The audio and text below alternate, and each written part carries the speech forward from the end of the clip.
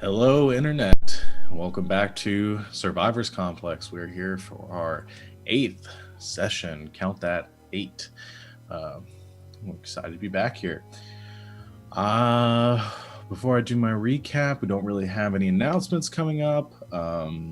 Still trying to get in for the giveaways on UPIC Gaming, so make sure you follow, subscribe, all that fun stuff whenever you get a chance. Otherwise, we're going to be doing some follower one-shots coming up soon. I'm going to be DMing one on the 25th, so make sure you get entered to get into that giveaway. Otherwise, I'm going to go ahead and jump into our recap unless anybody else has any comments to make before we get started. Tomorrow they have the start of Paranoia's tomorrow. That is right. Paranoia starts tomorrow, and Savannah and myself will be players, troubleshooters in a game run by Mental. So check that out.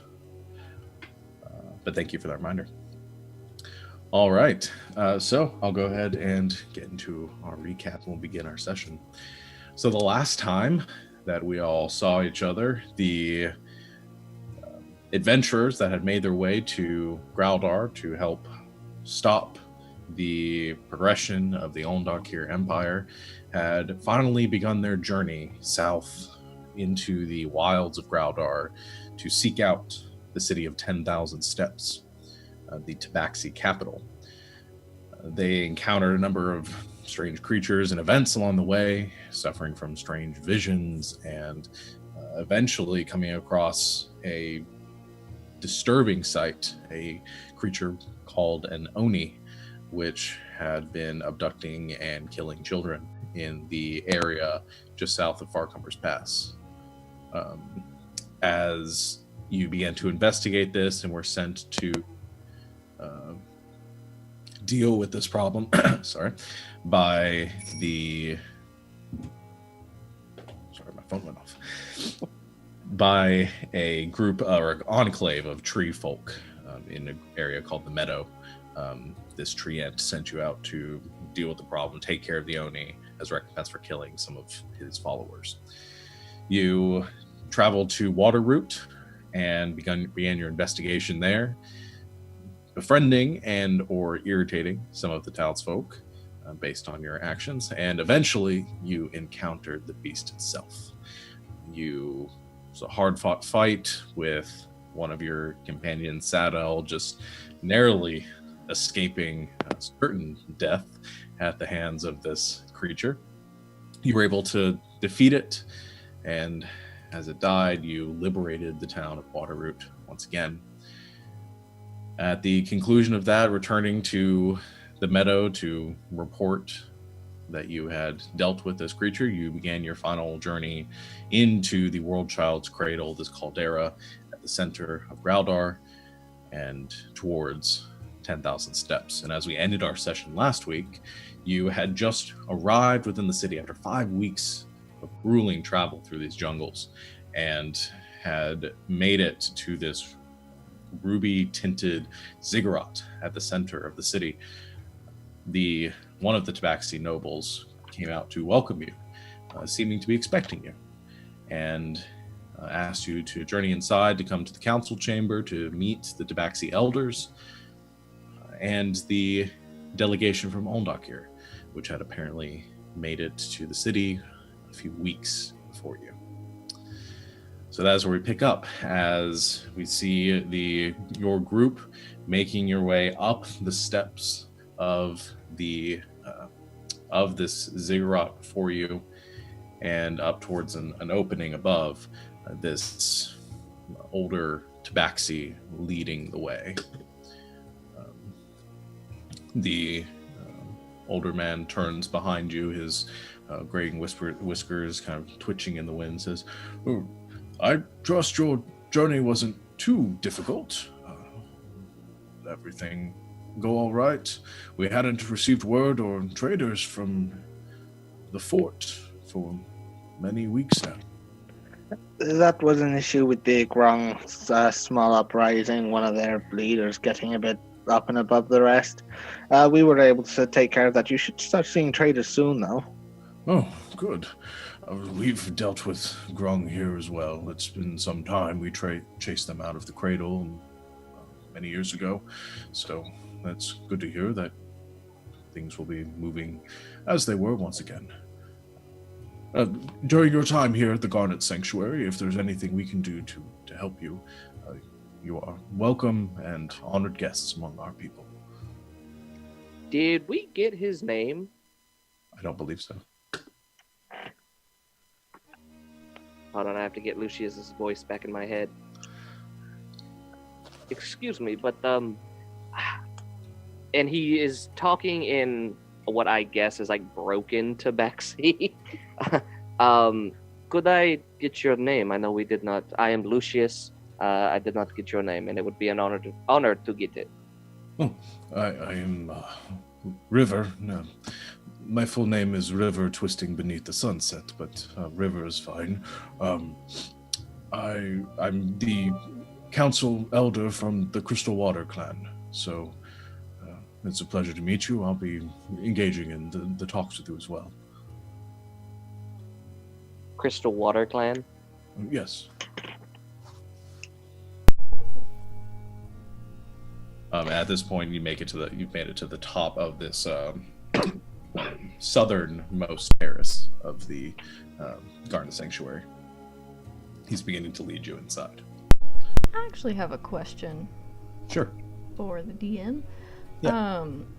You mentioned it's one of the princes from Olndokir that's here, right? What was his name again? Prince Zinstor, Xinstor. Okay. Zolvornik is the last name or the family name. Is that a name that I recognize? Having made the trips to Karat and all that stuff? Zolvornik is a name you recognize. Okay. And you're familiar with the family name of the Emperor of Olndokir. As far as his son, which I misspoke last time when I was giving, I think it was Kyle, the information. He was second in line to the throne. I think I said fourth in line. Got my numbers confused.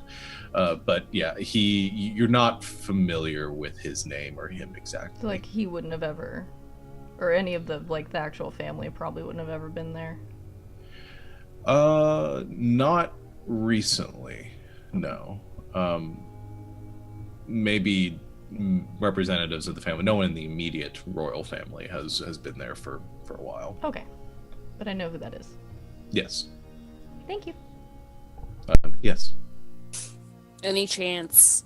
I mean, so when Olndokir came on Balafar, Lil's family had an interaction with one of the contingents. Any of it sound familiar to her?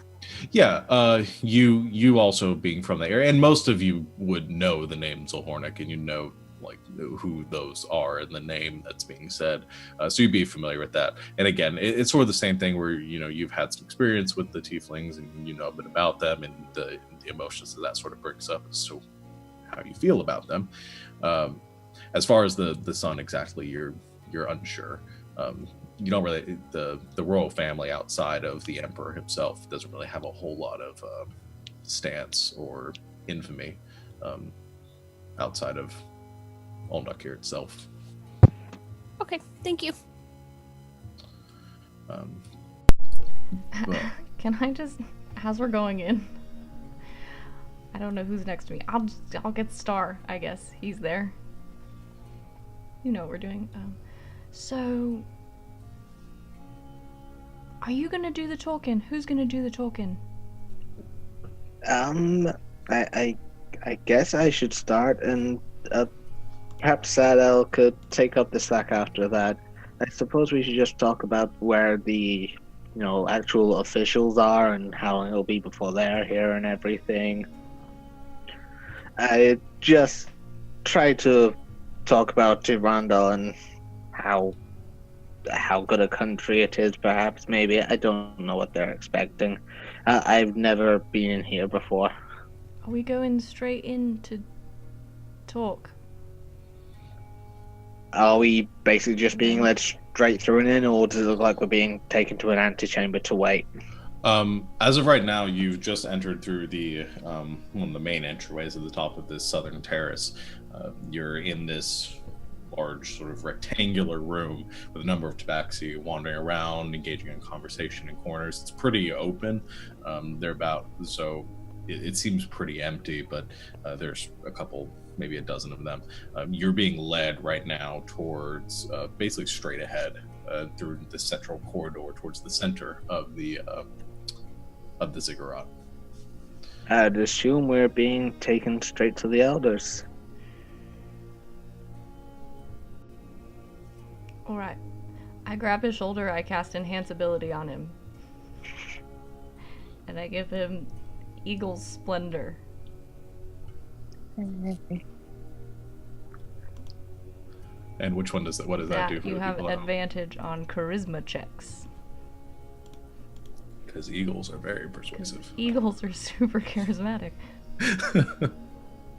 So I do You're that. fancy like an eagle. I like it. America, frick yeah. Yeah. Yeah.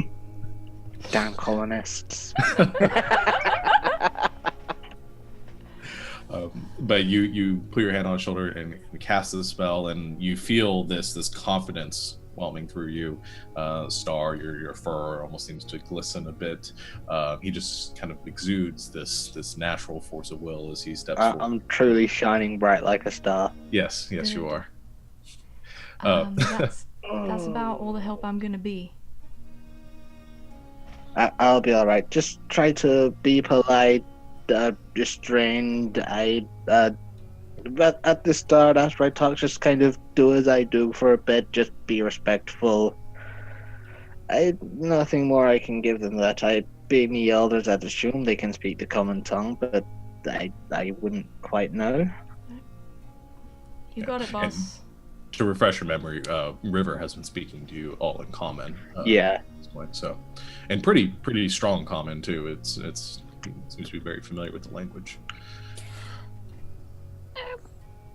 Yes. Question. Well, not question, but RP.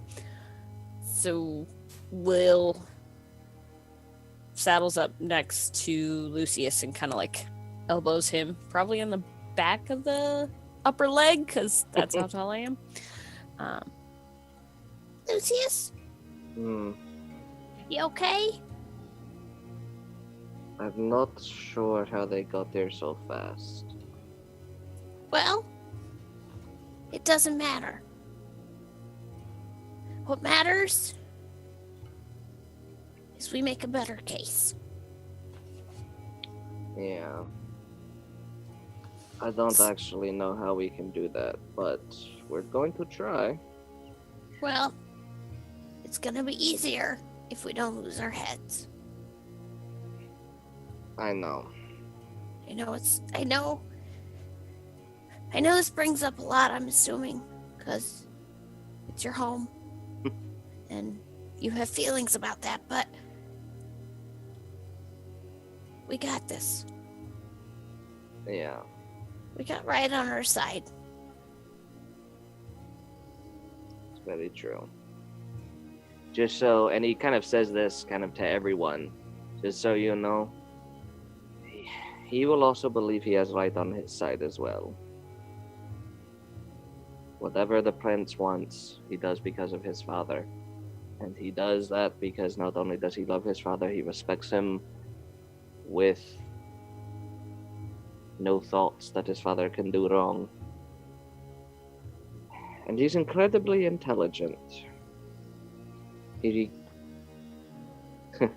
We have a college, I guess you could say, back home. You know, it's where anyone who is anyone or wants to be anyone goes to learn all sorts of things: magic, warfare, politics, whatever. He graduated at the top of his class. So do not mistake him for a fool, because he is not. No offense, he sounds like a drag. I've only had... I'm guessing Lucius has probably only had, like, peripheral contact with him. Yeah, you would know from your time at the Arcanus Imperium that the nobility, the high nobility, their classes and coursework, they're at a different track, a different Right. level than most of the others. You might have seen him or his royal guard at some point during your time there, but very peripheral. Yeah. I've never actually met him personally. We went to the same school together, but the school was big and he is who he is. I never had contact with him, but royals are royals. If that's the case, he sounds prideful, and that may be something we can use. Well, there's only one way to find out. Let's do this. And Yeah. Go ahead. I was just saying, Lucius is very quiet, like more quiet than he usually is. He's kind of brooding at this point. Lil slinks back a little bit and kind of gets in step with Barb and looks at Barb and like, "Hey, you okay? Yeah, I'm good. You've been kind of quiet, so I just want to make sure you're okay." Feeling some type of way about the way those shrubs treated me. We'll get them there. There's a mix between rock and country, whatever that means, and I know it. Maybe those shrubs just don't have any taste, you know? Like, that's possible. That's true. They may taste really good with some butter, but wait, we can figure it out. But I just wanted to make sure you're okay. Yeah, I'm good. I guess I'm just kind of, thinking about, like, who I am as a bard, Like, Yeah. Well, make sure the Great Lux is tuned up, because it may be needed. she sits there and she's like playing with her lute, and it makes an awful twang, and she tries to adjust it, screwing up her face. Star tries not to snigger, but does so. Okay, we'll just wanted to give everybody a pep talk, 'cause that's what she knows how to do. So as you make your way through the ziggurat and you're led down a long corridor just straight ahead, you see other stairways leading up and down, other smaller hallways and passages leading off to the left and right, but this main corridor just proceeds forward and you continue to follow it. After about probably 200 or 300 yards, you come across a massive set of stone doors which are currently sort of partially or propped open. They don't look like they're moved very often, but they're currently open enough that you can all move within them fairly easily. And as you do, you enter into a large amphitheater. They're this coliseum almost, with stairways leading down to a central chamber at the middle, or at the bottom, the bowl of it, where there are a couple pedestals down there as well. You see some scrolls and parchments kind of littered about the place. There are a couple of tabaxi currently working in here and who look up in your direction as you enter. All in all, it's very quiet. The tabaxi escorting you, River, leads you down to the bottom of this amphitheater and looks back towards all of you and says, "Oh, all right. Welcome to the council chambers. This is where we will meet in a moment. Do you mind waiting here for a bit while I summon the rest of the council and the Olndokir representatives as well?" That should be fine. Gives us a chance to catch our breath. I imagine so. If you need anything to eat or drink, if you need anything at all, let us know. We'll be preparing rooms for you as well, for you to stay in during your time here. Thank you very much for your time and for leading us here. You as well, brother. And gives a nod and begins to head back up the steps and out of the room, leaving you all in relative quiet for a while. You guys stand there for 10, 20 minutes pass. Eventually you find yourself sort of sitting and trying to get comfortable within here. Some of the tabaxi begin to roll up their parchments and leave, the ones that were currently working within this amphitheater. After about half an hour, 45 minutes, you hear from the stairway or the entryway above you, but from the western direction, not the one you came through. You hear footsteps heading down the hall. Just sounds like a couple of people heading in your direction. You all look up instinctually, and you see entering from the top a red-skinned tiefling wearing white robes laced with gold. His horns curve back around his head, small and thin. He is accompanied next to him by another woman that you're making out kind of gives off a shimmering gold color. Her skin she looks human, but her skin has a metallic sheen to it, like bronze or gold.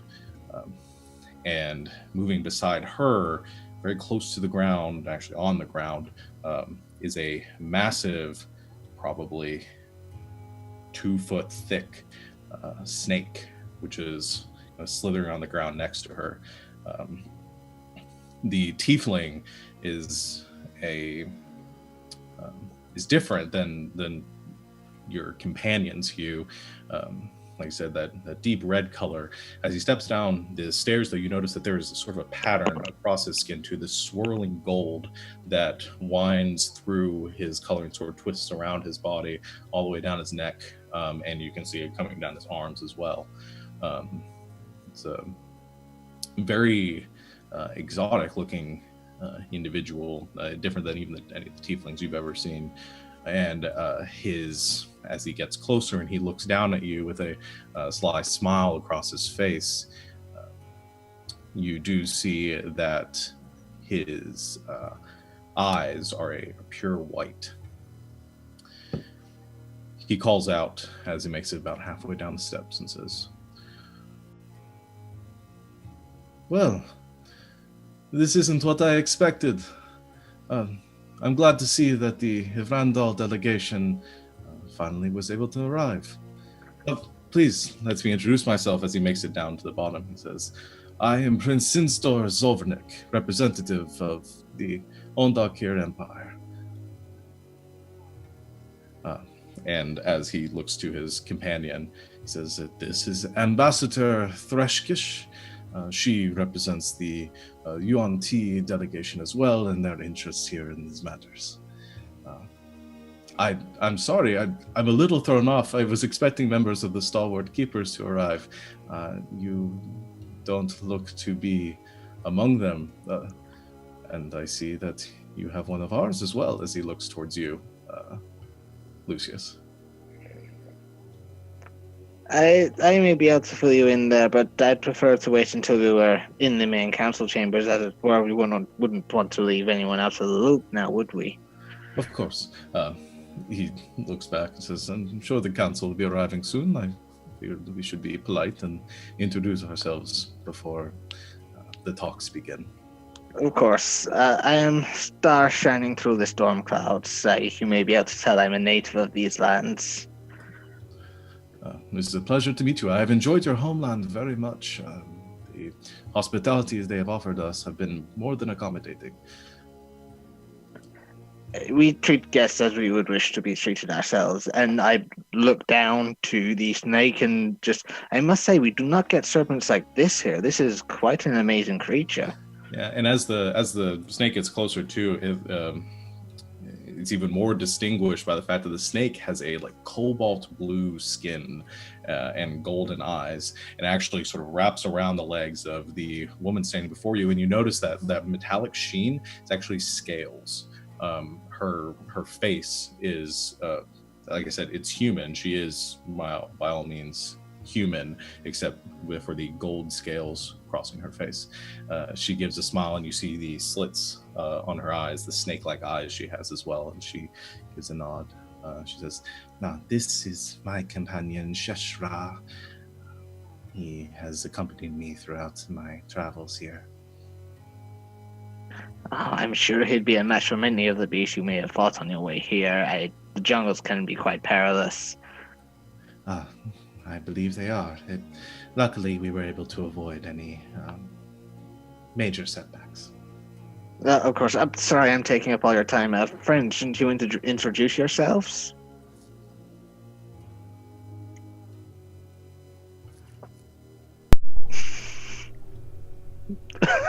There's sort of an awkward silence as both Prince Zolvernik or Prince Instor and the ambassador Threskish both look to all of you with smiles on their faces, but just this awkward silence hanging through the air. I step forward.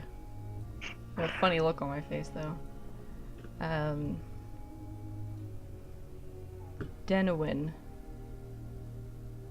of Nelsfree.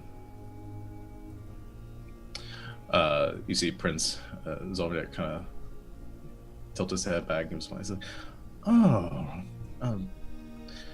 We haven't met many Tritons. I haven't been able to do much business with them, or my father hasn't. We are engaged in things as well. I'm aware. It's a pleasure to meet one of you on the surface, though. If we have a chance, I would love to speak with you further about your cultures and learn as much as I can to help engage in our negotiations as well. Of course.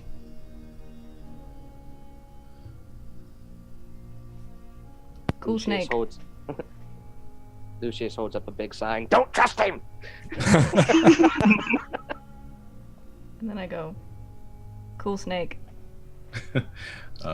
The snake kind of looks up at you and its tongue kind of licks out for a second, back in. Hi. I love snakes. I'll step forward next. And the name's Sadell, from South Harbor. Well, pleasure to meet you, Sadell. I know South Harbor is has a bustling economy for Evandahl, much different than the rest of the country from what we've heard. We've studied some of the innovations that have come out of there, but from at my time at the academy. It was an interesting experience. Yes, it's definitely an interesting place.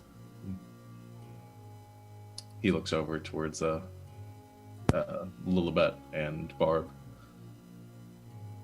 Lilibet steps up, just kind of wedges her way in between Den and Sadell and says, I'm Lilibet, the vine bottles of Legion of Balavar. Is that the vineyard on the southern coasts of the country? I'm not familiar with it. I'm not much of a wine connoisseur myself, but I've heard the name before. Well, if any wine's gonna make you a connoisseur, it's ours, and yes, I am. I'll keep that in mind. And you? Looking towards you, Barb. Hi, I'm Barb. I'm Bard. Oh. What do do you things. play? I play my lute. He looks over the lute, the sort of monstrosity of a great axe and lute on it. He takes a step back for a second and looks over and says, "That is an imposing instrument you have there." Yeah, it's kind of cool like that, sometimes you just kind of want to make a good solid impression on people, I'm sure. I understand the Very sentiment. striking impression. Of course. He looks over then towards Lucius and kind of takes a step forward towards you. He says, and your name, sir? Lucius. Lucius. Are you perhaps from Olndokir? I grew up in Illinois. Ah. I don't believe. What is your family name? I have to check this because I wrote it down. Akos. Just looks at the handwriting on his forearm quickly.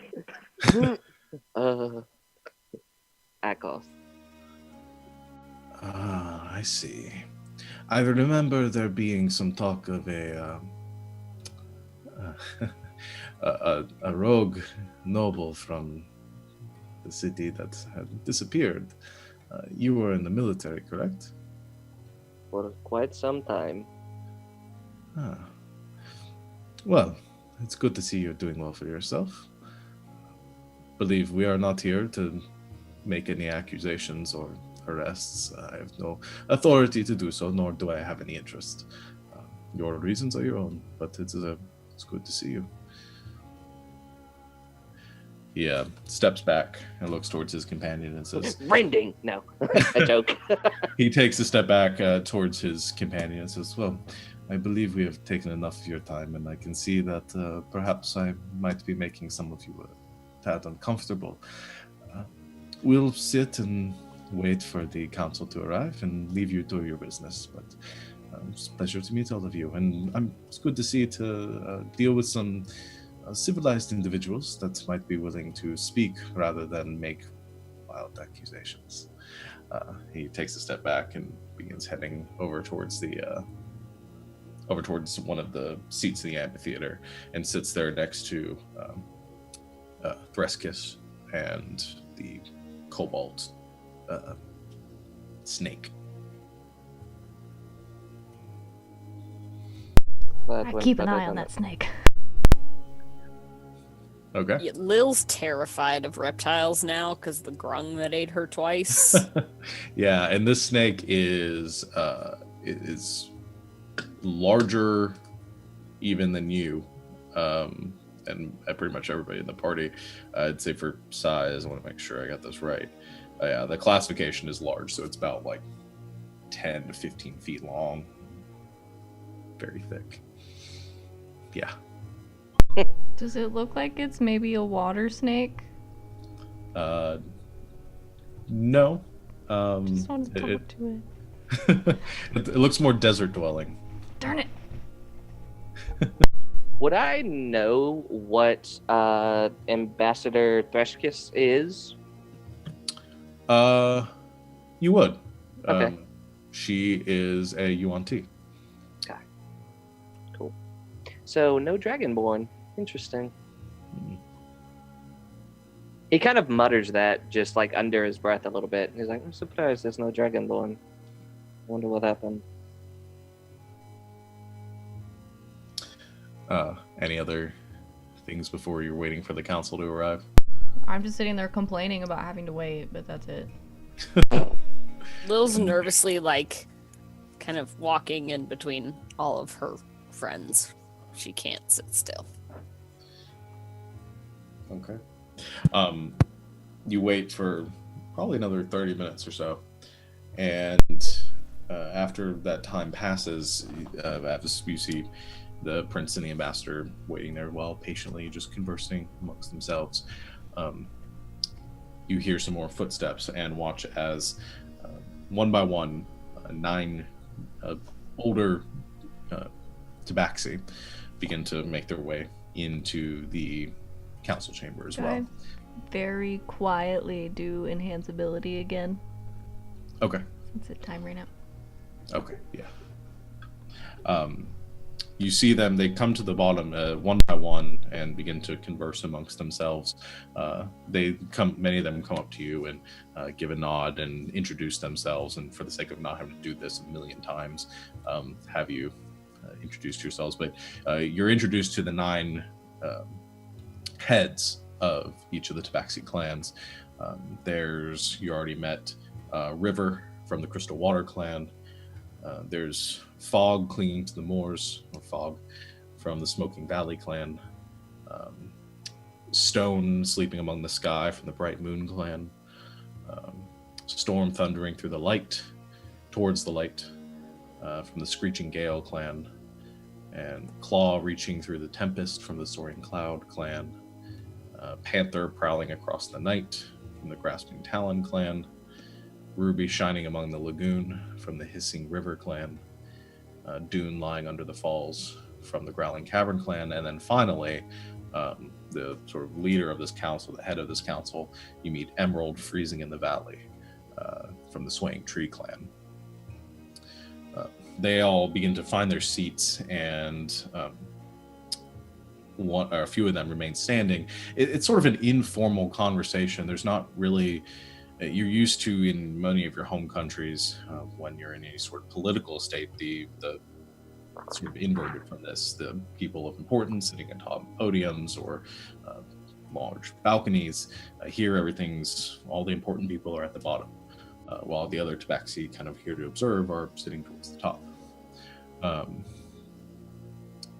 After a moment, Emerald, after he introduces himself, says,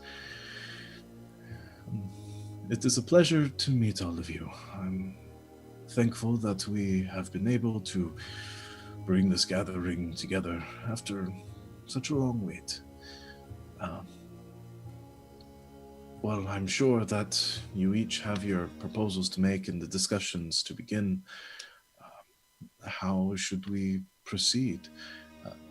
You see Adam kind of stepping forward before anybody says anything. Prince Olvernick, or he steps up and says, "I believe since they have arrived so recently that the delegation from Randall, I would wish to give them the first opportunity. You have heard many of our proposals already, and I do not wish to waste anyone here's time."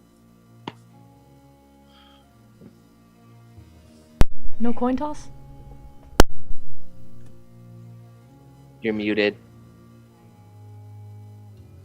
Thanks for that. I step forward. I thank you for being so gracious. It's truly an honor to have met you, and to be meeting you as well, elders. And I guess it'd be some kind of respectful bow or whatever. Hey, thank you for seeing us. But first, there is something I must bring to your attention. After all, we are not the true delegation ourselves. We are merely sent to clear the way forward for the others. Unfortunately, due to some of the hazards of the jungle and in some cases old age on the part of others, their journey is taking a while. With any luck, they should turn up here within a week or two. We apologize for the longer wait. We did hear that there were some issues, and he looks over towards River, gives an understanding nod, and says, "If you aren't able to offer any proposals on behalf of your representatives, we can delay for longer.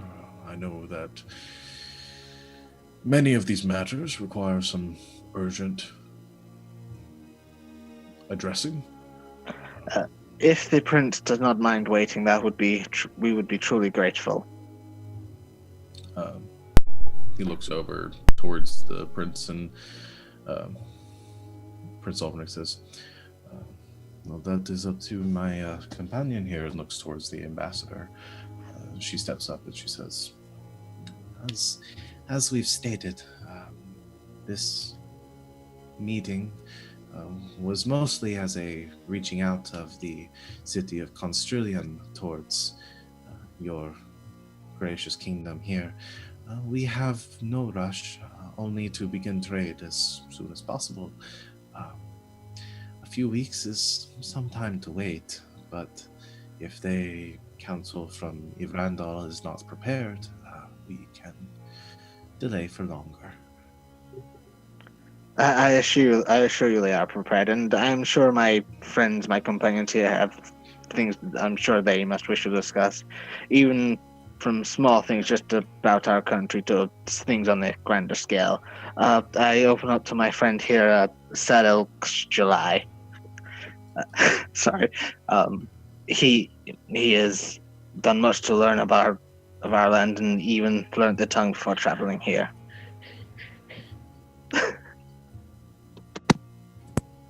Hello. I'm Sadel. Pleasure to make your acquaintance again, Sadel. What do you have to say? Well,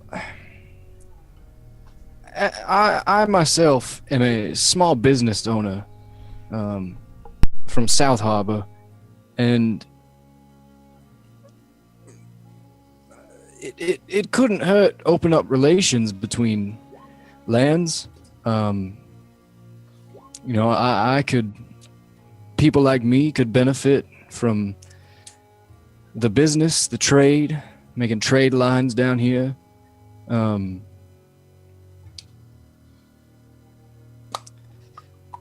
Also, and he reaches in the bag of holding to grab the letter. I have the seal that's addressed to the council. Okay. Do you hand it over to them? Yeah. Okay. And I assume you guys haven't opened this. Okay. The Well, no. the tabaxi before you takes the scroll from you, looks over and breaks the seal, unrolls it,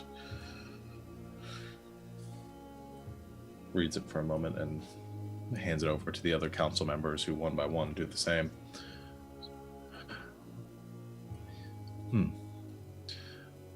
Oh, this is interesting. Since it was sealed, I assume that you and your group are not privy to what the terms of their trade are. Well, from what is stated here, and he looks over to the other council members in the tabaxi that are sort of lining the stands of this auditorium, which there are probably close to a few dozen. Says, the delegation from Irandal offers trade, resources. In exchange, they seek exclusive trade with our fair nation here, with the tabaxi kind, with all of us. They offered their protection. They only ask that we grant the land and resources needed to continue this conflict, which you've been made privy to.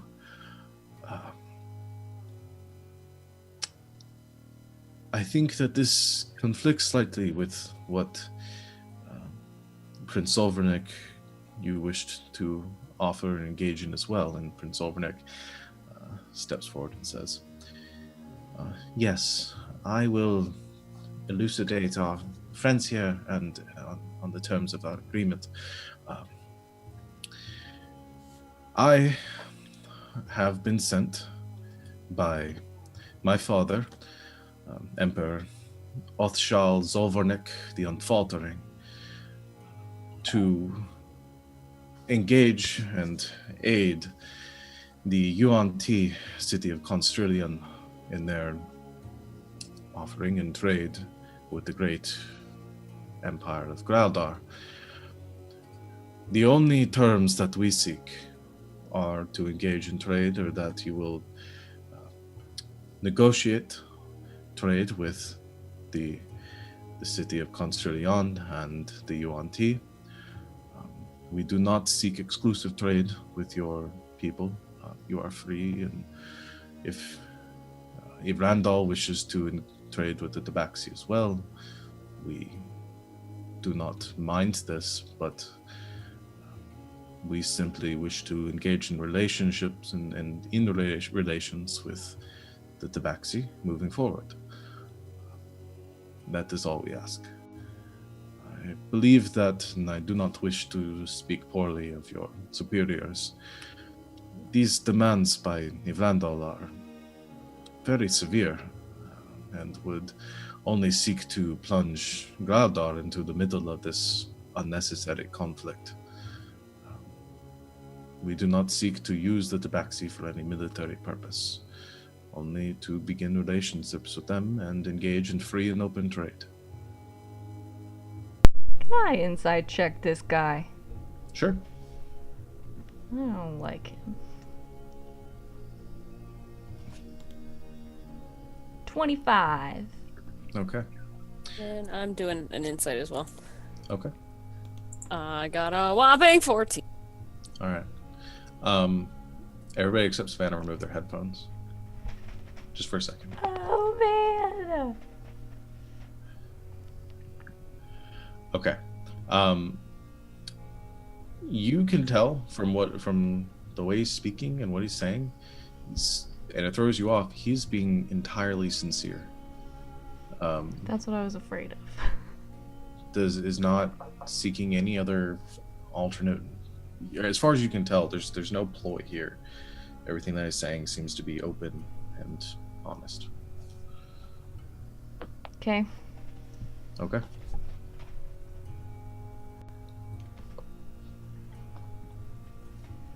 I sent you a message on Discord chat, Sean.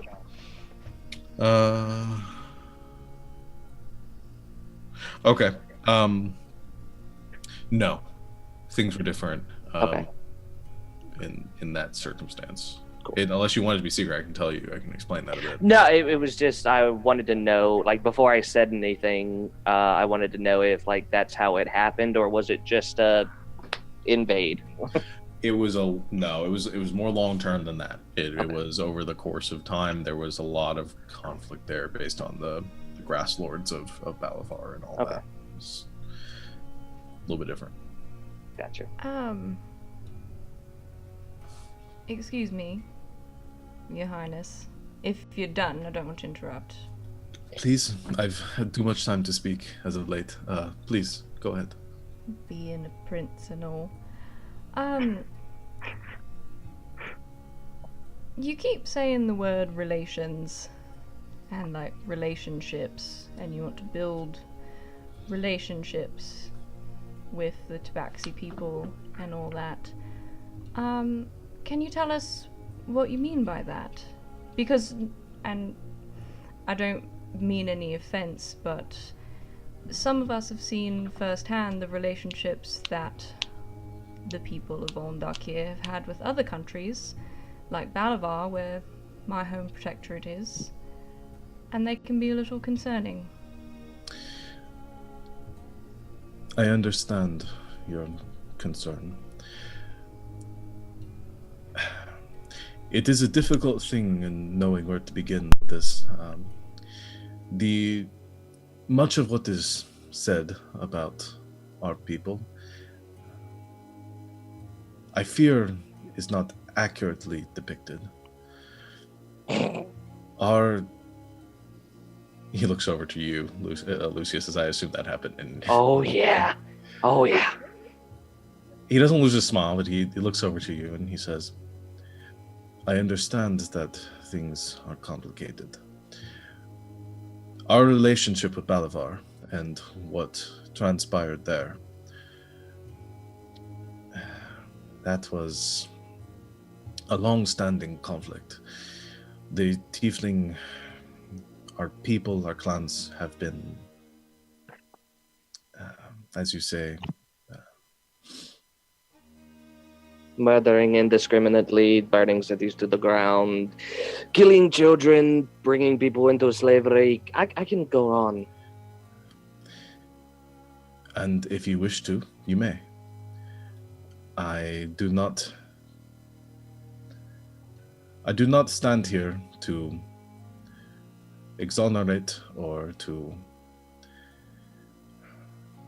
support the actions of some of the members of our people. They have a great amount of resentment within themselves. As you know, our race, our kind, has been mistreated for centuries, millennia, cast out of nations, rejected for our heritage, for our appearance. We were enslaved, kept as oddities, pets. We were treated in much the same way as you say now. It wasn't until my great ancestor began and formed the country of Olndokir that we found any semblance of peace.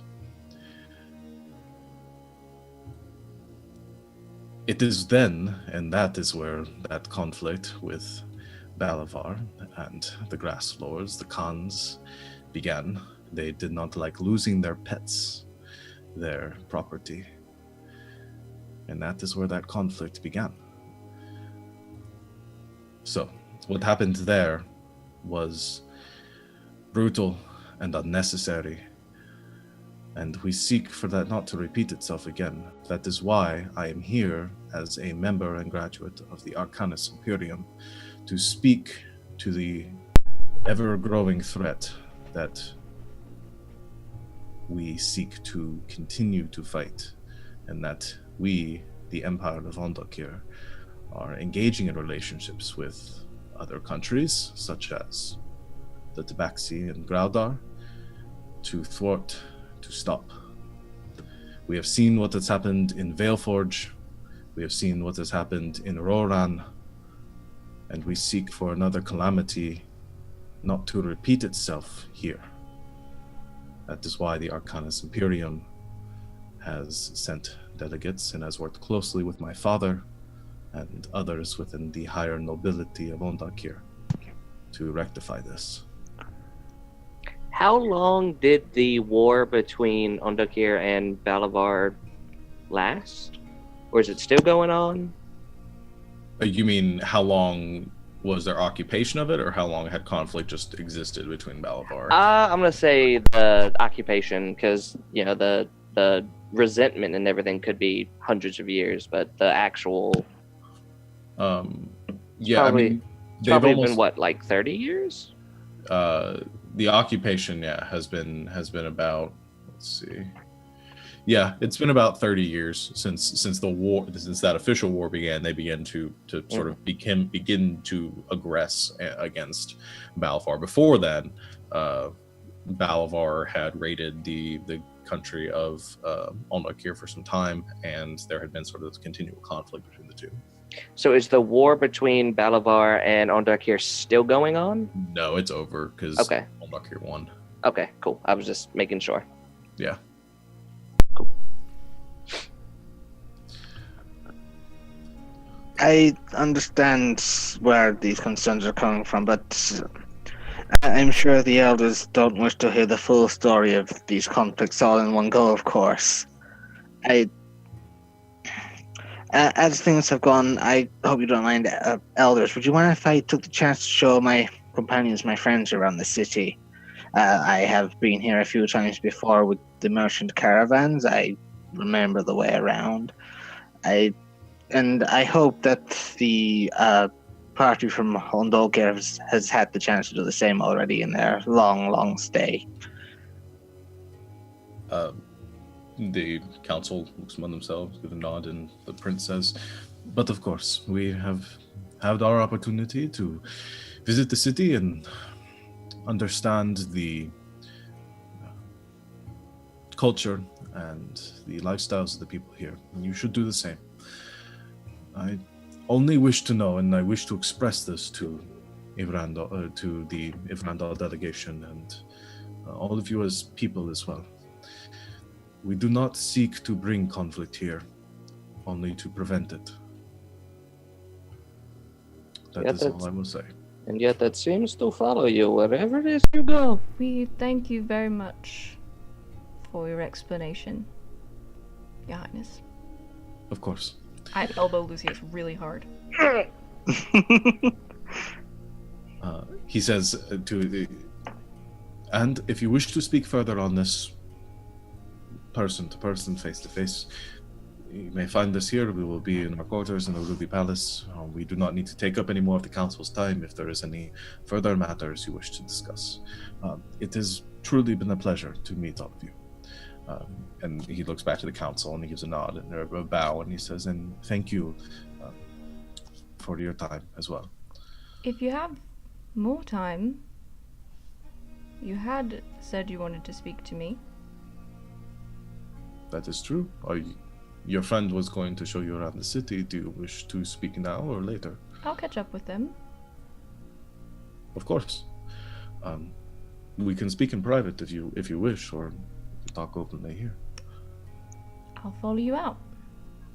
All right. He looks to Threskish and gives a nod to her as well, and she sits down, or she bows out and leaves the room in another direction. And he looks to you, Dan, and kind of motions out one of the side passageways towards the bottom. Before he leaves with Den, I give Den the directions to a nearby tavern or congregational drinking area, or whatever the equivalent would be. Yeah. That would be nearby-ish. Yeah, there actually is the Golden Square. It's just off the southern terrace of the Garnet Sanctuary. Is sort of the central meeting area or town area for the city. So yeah. So Lil hangs back a little bit and makes eye contact with Den, kind of. She's not quite sure what's going on, and so she wants to she wants basically a signal from Den saying it's okay to go, or if she wants her to leave. That's body language. I just give her a nod and like kind of a smile, and I'll just say, I won't be long. Okay, I'll come looking for you if you're too long. Please do. I scurry off. Okay. Lucius just finds a seat, sits down, and props his feet up. Okay. He's not leaving, not with one of his party members literally talking to the prince. He'll stay. Okay. With Star, you begin to escort the rest of them out of the chamber as the council disperses and goes about their business. You take your party members and begin to lead them out of the ziggurat. So we'll start with, since it'll speed things along, we'll start with Den.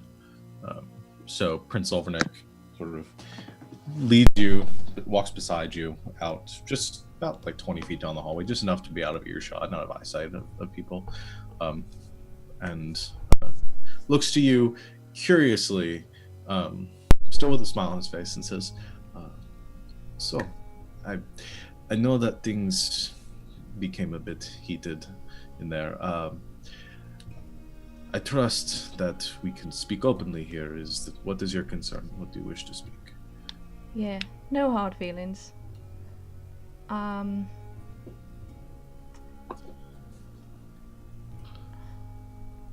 just, well, I've been away from home for a bit. So I am a bit curious as to how things are going for your people in Balavar. I know your people are trying to talk to my people and all of that. My father's very into all that stuff. Someone you know may have heard of him, I don't know. But you said you wanted to know a bit about my people. And I'm not afraid to share, but I'm curious why.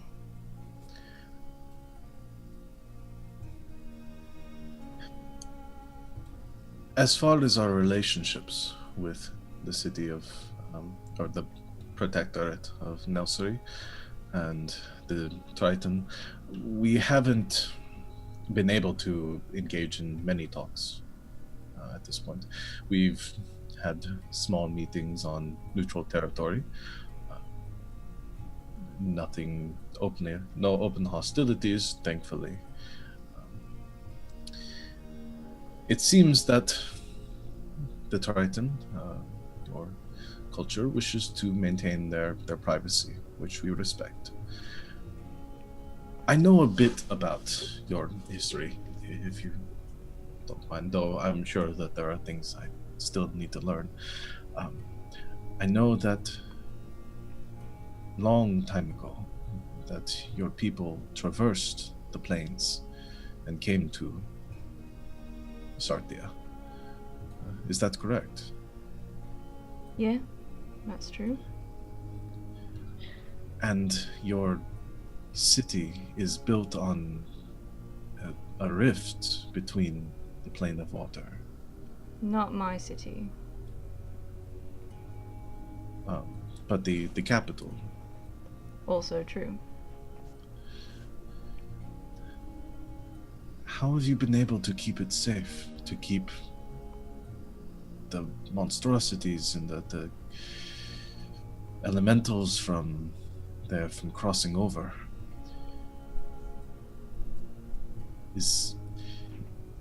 I know that this is a difficult question, and that is more of my personal curiosity getting the better of me, but it amazes me that your culture has been able to maintain itself there on the site of that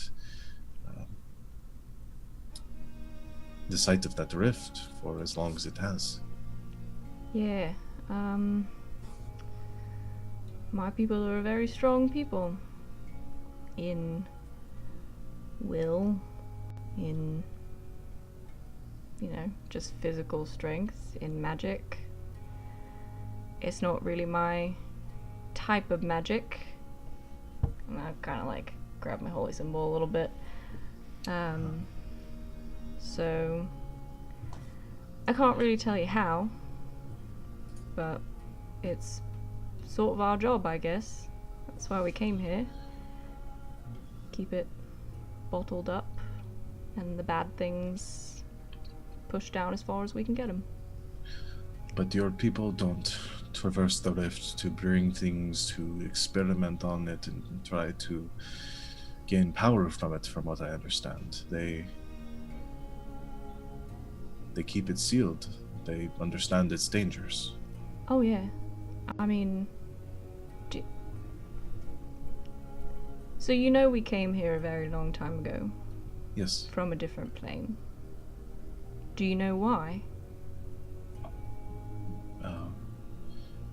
I don't think so. So my people are from the elemental plane of water. Very surprising. I know. We're from the plane of water. My ancestors came here a very, very long time ago because something tore the rift open. Something very large, very old, very dangerous. The leviathans of the sea, as it were. You heard of a kraken? I have read about them, yes. Things like that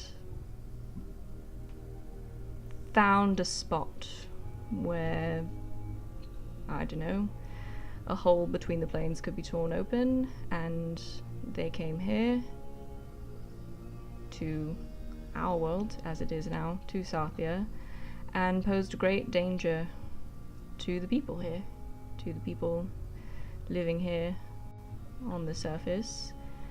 And my people are protectors and are sentinels, and had been locked in conflict with the very large, very bad things for a very long time, and couldn't stand by and let them hurt other people. So we came here, fought some, killed some, sent the others into the dark, dark depths where they live now, and sealed the hole. That's what they teach all of us.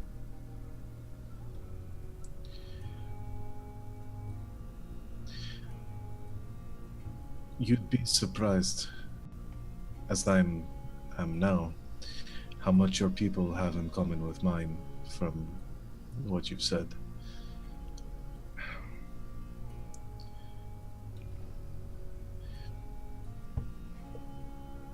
I can't speak more on it here.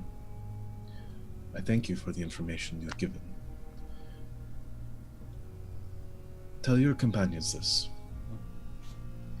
There is more here going on in this country than that they realize. There are dangers here that few know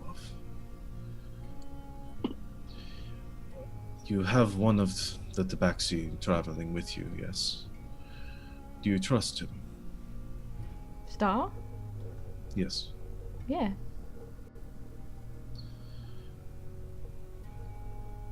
If you wish to speak further on this, and you can convince them that we might have a similar goal here, we should speak more later. But there is a danger in Groudar, beyond the gnolls and the beasts of the jungle. There's something dark and dangerous brewing here.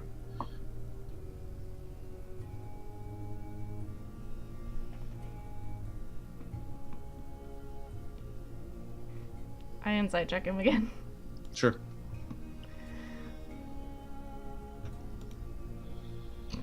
$11. Same as before. Okay.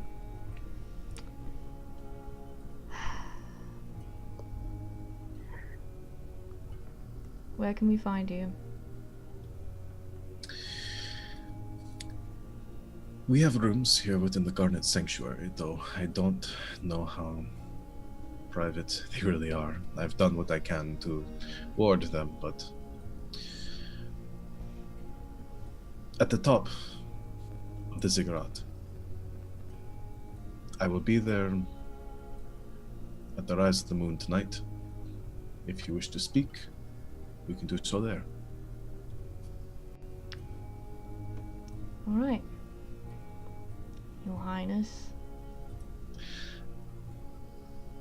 I don't mean to pry, but you're from Nilsri. Yeah? You have family there? Yeah, quite a bit. What is your clan's name?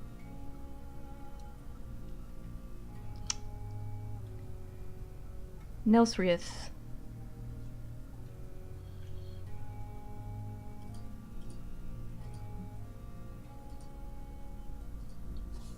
Pauses for a moment. We'll speak more later. Yeah. It is a pleasure to meet you. You as well. He gives a bow and continues down the hallway. Okay, I'll go find my friends. All right. The rest of you, or I guess you meet up with Lucius. That would be the first thing that would happen there. Well, you're in one piece. Yeah, there were no weird doors there. Not yet, at least. No. The city is still new for all of us. We need to talk. I thought as much. Let's go find the others first, though. I'm getting an echo. Yes, it's one. Yeah, I'm still getting it from somewhere. I've got mine on headphones right now. This Okay, is me. never mind.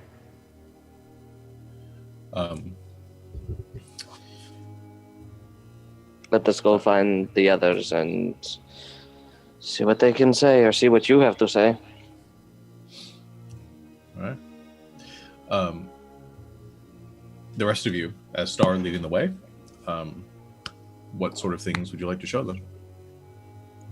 As we're... I just got the echo again there. Hello. Echo. Okay, I don't know if I'm still getting it or not. I can't hear it now. Right, I just got it again. What the hell? Okay, hold on. I'm seeing if it's me because I don't know how it would be me, but I'm just seeing if it's me. go and say something. You hearing it? Test 1 2 1 2 3 4. No, I'm good. You're good? Okay, then it wasn't me.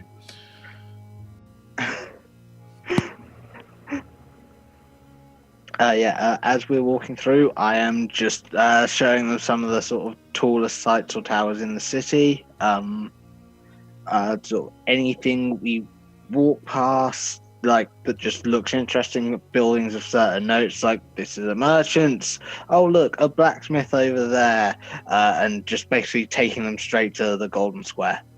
Okay. Yeah, there are a couple areas in because the Golden Square is actually right off the southern part of the terrace of the ziggurat. So if you kind of wind around it or do a loop around the ziggurat, you can get a good view of what's going on in the city. Especially if you stay kind of towards the north, the top terraces of it, you can actually see out onto the city itself. I'm hearing it too now. As you make your way around it, you can point out some of your companions, some of the notable locations.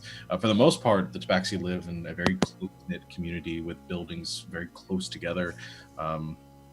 You can see certain pieces of the land within the city that are set aside for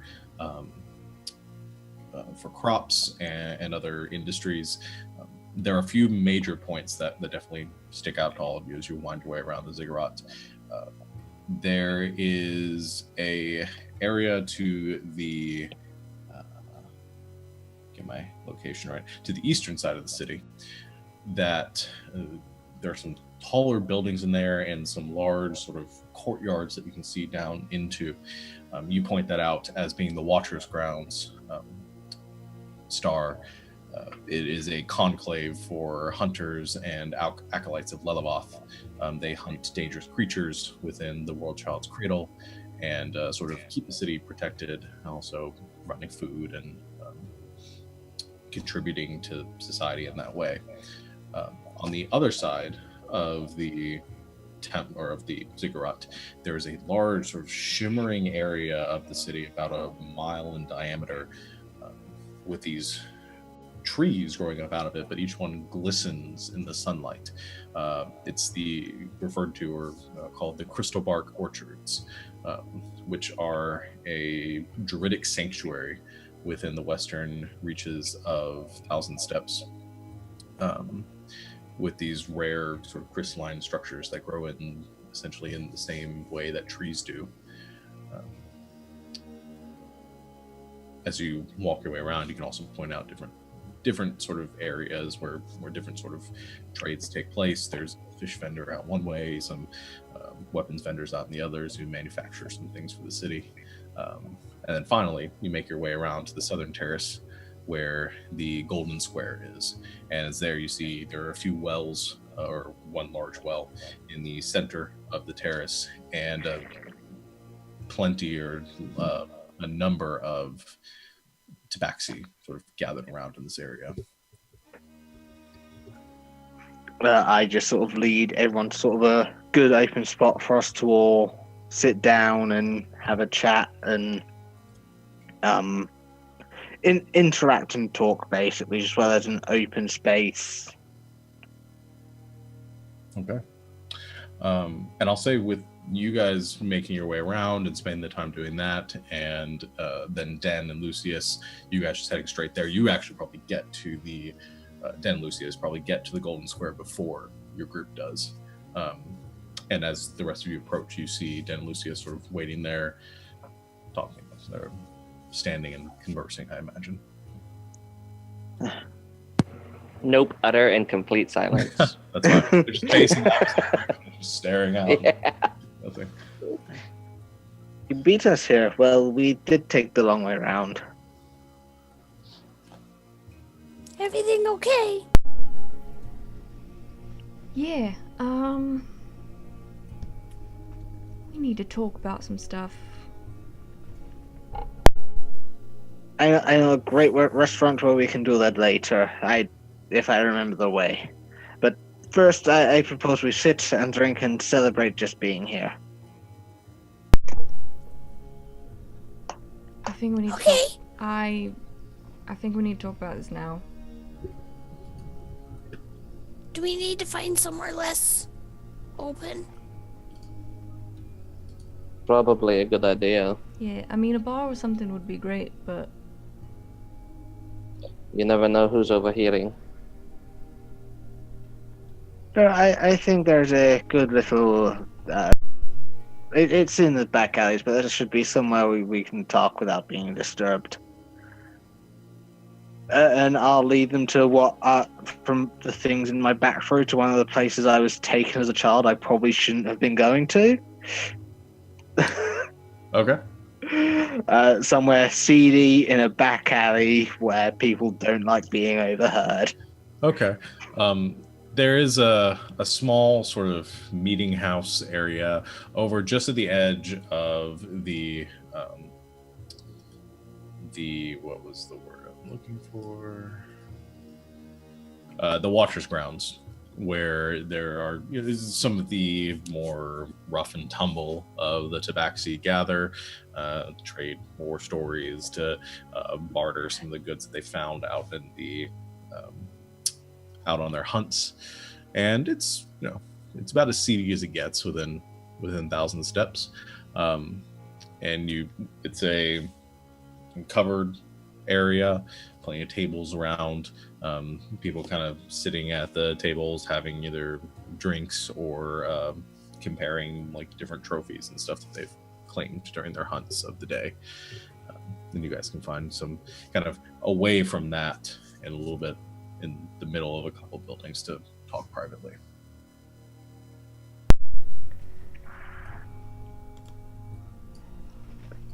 So, best we can do down here. it's great. Super sketchy. Just how I like it. Down here, I'm sure there'll be very few people who can understand us unless they followed us down here. Right, make it quick then. Something's going on here. And I don't think it's what we think it is. Let me explain. I know that's a weird thing for me to say. Something's going on here that's bigger than what we were sent here to talk about. We haven't been told everything. Or no one knows. In regards to the negotiations, the letter you had, I don't think that went down too well. I don't know what the Olndokir's true goal is, but I think at the minute they have the upper hand, just having a more open offer and being here longer. Well, I don't know much about a lot, but I think from what I remember, and I was pretty young, but what I remember of home, they made the same offer to the Grass Lords of Balavar. We're just here. We win, but you can have your own autonomy. You can rule your lands, and we're just here. And then the noose got tighter, and the prince seemed like a nice guy. I mean, he made a good case, but it makes me worry that they're not giving the whole story. There's something bigger happening here than what Olndokir wants, or opening trade with the Tabaxi, or anything like that. But Lucius, I know you don't like the prince. Alright.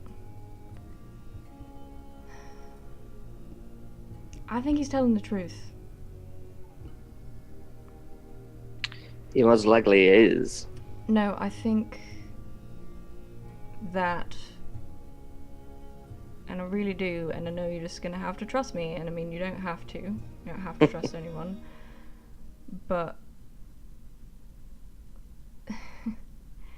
this guy, this prince, whatever he is, right,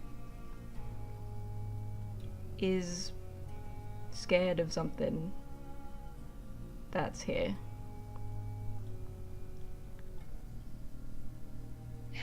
I don't know what it is, Didn't ask yet. That in and of itself is interesting to know. They've ruled their country for 1,000 years on fear and military prowess. For them to be scared of something is new. When he says that he is here to help protect Graudar, help protect the Tabaxi, and to keep something bad from happening. You guys, I know I sound just batshit crazy right now. Alright, and I don't say stuff like this, but this guy's telling the truth. And he wants to talk to us about it. Away from the council. And I think we should talk to him. Well, Because if there's something going on that's bigger than all of this Olndokir, Vrandol stuff, that is really, really dangerous, right? That's sort of, my people, that's like our whole thing. Is protecting people, and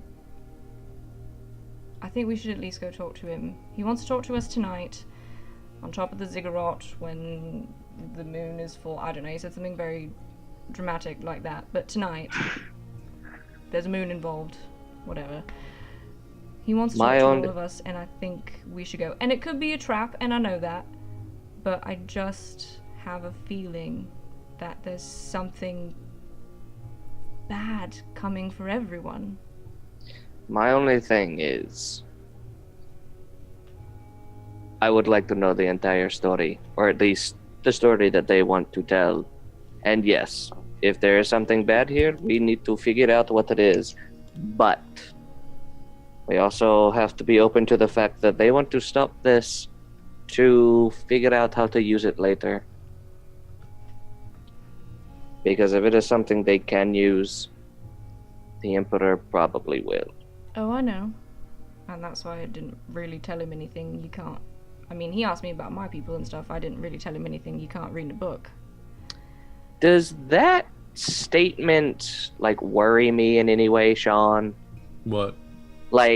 When she's like, well, he asked me about my family and kind of, my people and stuff. Does that kind of seem weird in any way? Like he's looking for information for a reason, or was it just kind of being nice? Nothing about that would necessarily bring up anything. I'm really exotic, so... Right? Yeah, you guys, I don't trust people, and I don't like this guy, right? He's just skeevy and weird. But I think we should go talk to him tonight, because I don't get the impression this is something that he's going to tell anyone else. Well, continue. We've come this far, and if you really think that we can help and there's something bigger going on, then I say we do it. And if he's full of shit, Sadel can just shoot him. It's very true. Well, okay. If you want, it's okay. Star. Mm-hmm.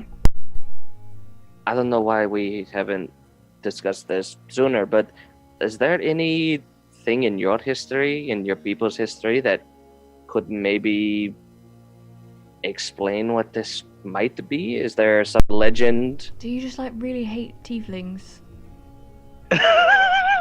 Who are you talking to? Star. I've never really met a tiefling before, but Lucius talking is about... right here, Star.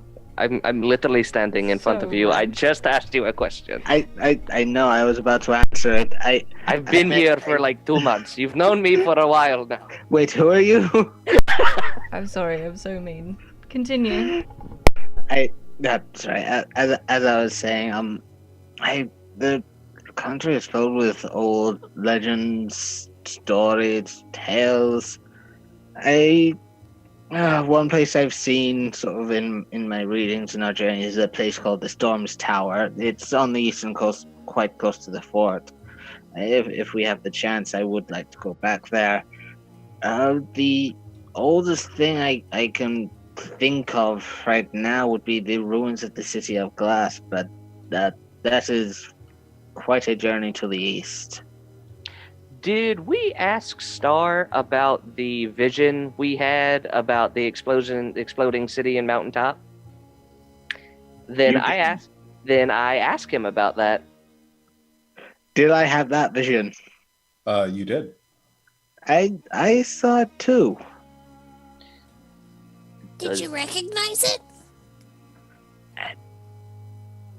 Okay, thinking back to some of the things we've seen when we were in the first sort of tomb or temple, whatever it was, one of the things you said we saw was what looked like a pictogram of a city on a mountain.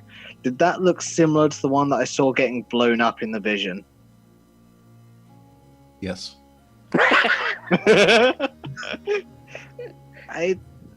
Not myself, but when we were back in the tombs, there were pictograms about something showing a city on a mountain. It looked like the one from the vision. Would you happen to know what that city is? I'm guessing I know the answer, but do I have any clue about what this could have been? No. I have no idea. Some of the history books in the some of the scrolls or books in the libraries may hold the answers, but I mean, we have time. we have time, and even after this meeting, we should be seen throughout the city after all. We need to keep up appearances as well, I think. Plus, I mean, any chance to actually read or talk your language while I'm in the city would be a help. Side question. Mm-hmm. Did anybody else feel like your Frandal request or option or whatever the word is that I'm blanking on seem a little harsh? The fact that they wanted exclusive rights to trading? Yeah, it seemed, Well, from what we've experienced, it just seemed a little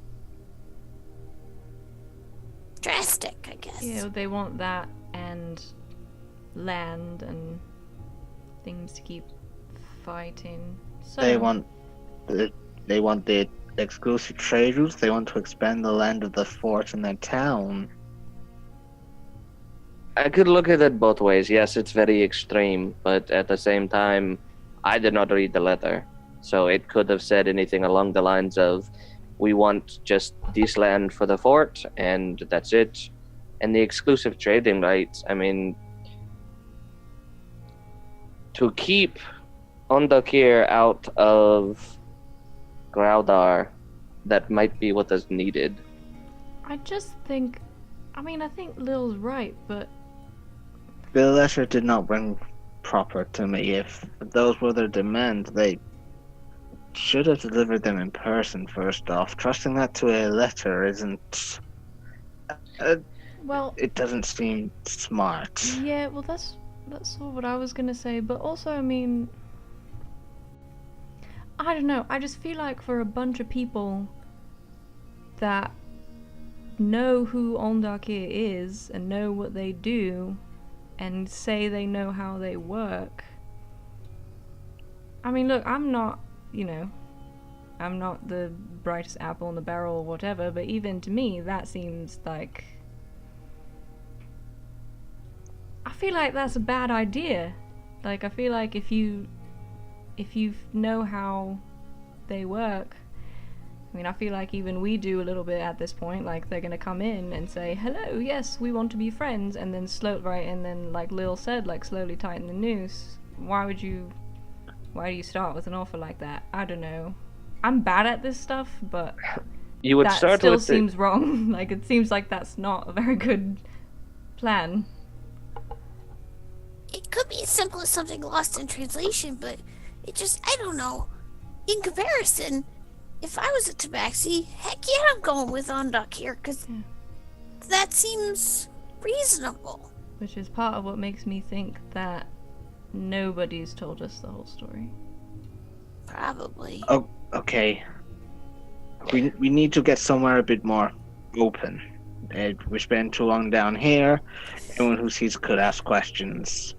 So, we should go see the prince tonight. I agree with that. You lost your arm for us. I would trust your judgment no matter what. Thanks, buddy. As for now, we need to be seen in the city, interacting, talking. You need to be seen learning, as it were. Drinking.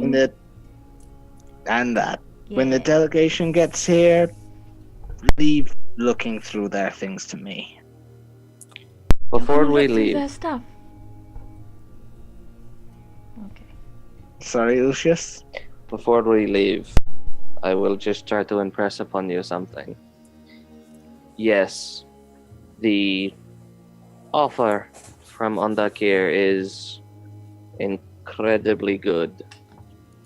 And the opposite can be said from the other delegation. Give Randall. Whatever. But Sadell you is from there. Very nice. Star forgot who I was while I was standing in front of him. What's a tiefling? What are those horned things again? You know, the horny guys who are... How long have you had that? What she said. How long have you been waiting to I use feel like that? he's been saving that for He's a been while. saving that forever. I played a tiefling bard before. His main pickup line was, "Hey baby, I'm horny, how about you?" We're Well, gonna I'm move done. on from I'm that. done. See you guys later. Bye. Ew. Yeah, I mean, Lucy's. Here's the thing. We know. You don't... It's easier to become someone's friend and then stab them in the back. Treachery is so heinous because it comes from people you would not expect it. So, yes, you have these two groups of people telling you something, and the one is like, I don't want anything from you except for trade. That's it. And of course you take that, because the other offer is completely ridiculous comparatively. And within 7 months, you realize that it was too good to be true. That's why it irks me so much that Randall even made that offer. It's... In one way, I do agree with you. I think they should have opened with something a little bit less. You know, I did not read the letter. I don't know what it says. But if they are asking for land in country, other land in country, it might be a little bit too far. And it may come back to haunt them. But I can't make the reference that I want to because it doesn't exist in this world. But I wanted to make the reference of, you know, why Brazil speaks Portuguese and not Spanish. Because the Spanish came in and was like, we're taking everything, and, you know, you're going to give us all of this. And the Portuguese came in and were like, we're going to help you, and we're going to do this, and we're going to give you food and blankets and all of this stuff. But you have to do this. Oh, you don't want to do this? I'm going to take that away from you. That's kind of the reference I'm trying to make, but I can't make that reference. Yeah, well, give us some credit. I do. I trust everyone, and I do agree we have to speak to the prince, and I will try not to snicker at everything he says. Well, to be fair, maybe... Yeah, we didn't read the letter, but maybe if Randall's offer was their bottom line. Like, they're not gonna mince words. They're not gonna negotiate. This is just their bottom line. I mean, When they they've get done here, a lot of good by us. when they get here, we'll ask. We will try to figure out if that is, like you say, the bottom line. This is what we want. I'm not going to try to overthink the situation. And besides, Star can just look through all of their stuff. Yeah, let's do that. Let's do that. Star, you should look through everybody's stuff, except that snake. That snake didn't look so good. No, let's go talk to the snake. What is I it with can you and speak with snakes? animals.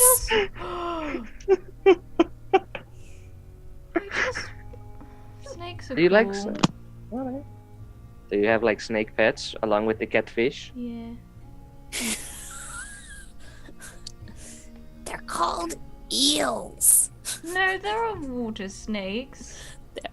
There are. I'm one. just being. You I'm guys just don't being know silly. anything about my culture. I live in the desert. And I would know. love to, I would love to learn about your culture, but we'll Speaking get to of that later. culture, let's show you some of the more alcoholic culture of ours. We're really not in the right place here for it. Come on. He kind of looks at Lucius, kind of looks around and goes, "I don't know. It seems like the happening place to be." And then he gets stabbed. Let's go. Let's go. Close to the face.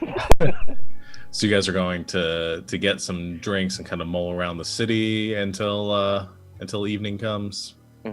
Exploring montage. This is a thing. This is another thing. Is there anything specifically anybody wants to do other than just drink?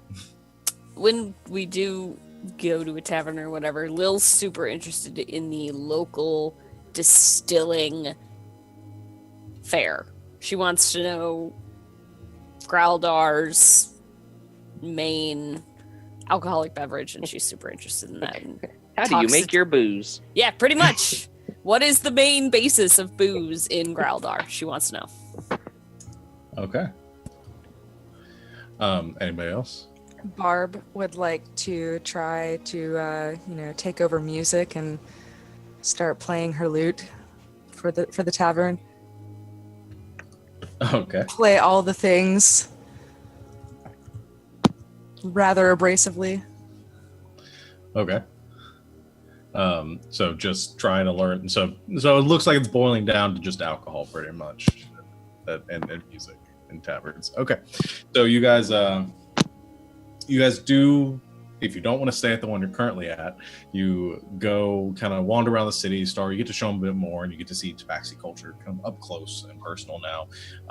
People pulling carts through the street, going up to homes, bringing any wares that they have, sort of trading in the open on the street. There aren't really merchants around.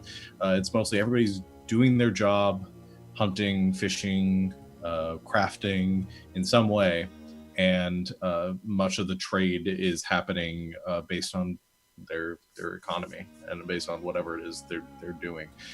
Just this open bartering system. Much of it happening in the Golden Square, but for the most part, it's kind of happening all over the place. But after you guys get your fill of seeing the city and its sights and sounds, and sort of immersing yourselves in the Tabaxi culture, you eventually come just outside of the Golden Square. There's a gathering area, this courtyard, which essentially is functioning sort of like a tavern, just open air, lots of tables around. There's a fire pit in the center. The Tabaxi are kind of many of them gathered in this area, probably close to 40 or so, gathered around here drinking, playing music, and just kind of engaging in open frivolity. As you kind of enjoy the evening and go about your business, Lil, you do learn from the Tabaxi that are there, and Star might be able to help you out a bit as well. Most of what they distill, and that the alcohols that they partake in are distilled from local flora in the area. They use, basically, it's just a combination of people trying different things. Families make their own alcohol. There isn't really a centralized brewery. If you want alcohol, you make your own. And they use whatever it is that they want, berries, roots, different spices that are grown locally, traded and bartered with, and basically everyone has their own tastes and individual preferences. So depending on the tabaxi you talk to, you'll get a different suggestion. Lil tries all the different varieties the beer garden has. Okay. And yeah, it ranges from some of them do kind of more ales and are able to brew and those sorts of things. Some decant or are able to or create wines, and some more like hard alcohols bordering on just straight ethanol. And it just, I mean, like I said, it's just a mixed bag depending on who you talk to, and you can engage and trade with them, and many of them are sort of providing you free things based on who you are and just the assumption that you're from out of town, and don't really require much in return. But for the most part, it's trading anything you have to get a drink, just odds and ends, things you might be carrying on your person. Given that we're going to the taverns and things where we're meeting people, where things would be being sort of cooked or prepared as well. I'm willing to bet that the cooking herbs that I have, which they may get through quite a lot of in a day, may be quite valuable here. Yeah. The herbs that you picked up, definitely along your travels and being sort of some things you picked up further out, could be pretty valuable if there's anything that you wanted to trade it for. At the minute, I'm just giving off. I've just gotten sort of picture of ale / beer / wine / spirit of choice for people. What kind of alcohol are you giving us? It's like a weird beer, wine, spirit mix. It's a cat kazi cocktail. Have you guys ever tried this thing called a dirty pint? It's great. Oh, we're going to feel this in the morning. Before anybody drinks anything. Ben's a little nervous now. Are you gonna purify water or something? Can I do a purify food and drink? Sure. On our stuff? Den, say grace. I say grace. Okay. And as grace over the wine. As you say your blessing, you bless the food that you were going to partake of and purify it of any poisons or disease. We get poisoned one time in game, Savannah. One time. Okay, so it is called Survivor's Complex for a reason. It's very Just true. saying. We're not even at our house. I am keeping this team together. All right, but you all you bless it. You're certain that it is not poisoned or diseased, and you can all partake of that. Is anybody? Are you guys trying to stay somewhat sober before your meeting, or is there anybody that's just getting like plastered? I will clarify. Like what I meant, I was making sure people had their sort of drinks of choice and Not that you're mixing what they wanted. together. I'm not mixing everything together and pouring it down their throats yet. Okay. I think if anybody's been giving me drinks for playing music, like I'm probably pretty trashed right now. Yeah, and actually, just sitting there playing music, despite how good or bad it is, I mean, is an offering in and of itself to provide to this sort of this gathering, and many people coming up are giving you free food and drink for playing your music. So yeah, you get plenty to drink. All right, yeah. So I'm trashed, and like my lute has kind of gone a little off key again, but I don't care. I'm going strong. All right. Barb has found her place in the music world. Sean. Yes. So I am betting. No, I'm not betting. I know. Lil's trying everything, but even though she's small, growing up in a winery, growing up pretty much drinking wine all the time, her tolerance is probably kind of high, but she probably, because it's a new area, because it's new stuff she's drinking, is there some roll you want to make to see whether she actually is getting drunk or not?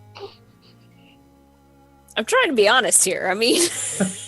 No, I got you. For the sake of things, in this case, I'm gonna, I won't make you make a roll. I'll leave it to you to decide. I mean, whether you guys want to, in a situation like this, is depending on what you're doing, I'll say that you guys are able to try to stay sober as possible. You got some time to work with, and I don't want to discredit you for taking her in any sort of hinder you for wanting to try all the new things. So yeah, you're good. Okay.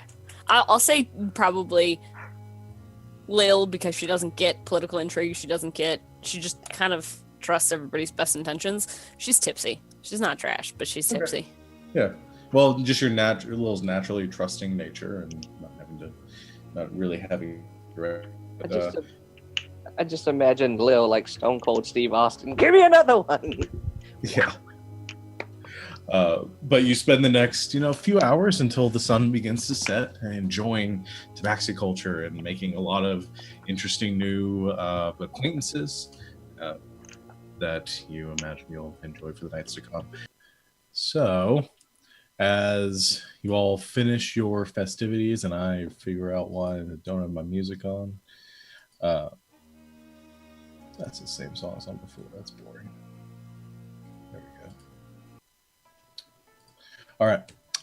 As you finish up your festivities for the evening and the sun sets, you all instinctively look up towards the ziggurat above you and begin to make your way that direction.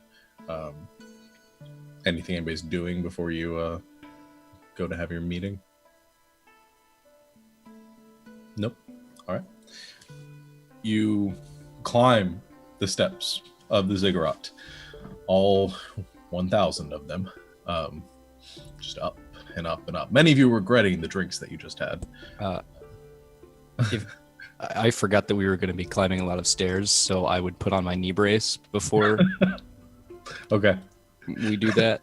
You stop at the bottom of the stairs and settle. You root around in your bag and you pull out your knee brace and go to clamp that on and put that on your knee. Everybody just stands there for about 5 minutes watching Sadell do this. And after you get your knee brace on, Well, maybe if I was going to be embarrassed, then I wouldn't have done it. If I would have known, I'd have to hold up the whole dang party. it would've Sorry, happened. guys. It's okay, Sadell. We're so used to it by now. Probably one of us is like, "Hey, we're about to go up these steps. How's the knee?" Oh, right. Yeah. Sadell, you okay? Everything okay? Do you need something? Nope, I'm good. I just, you never be too careful. I'm not getting any younger.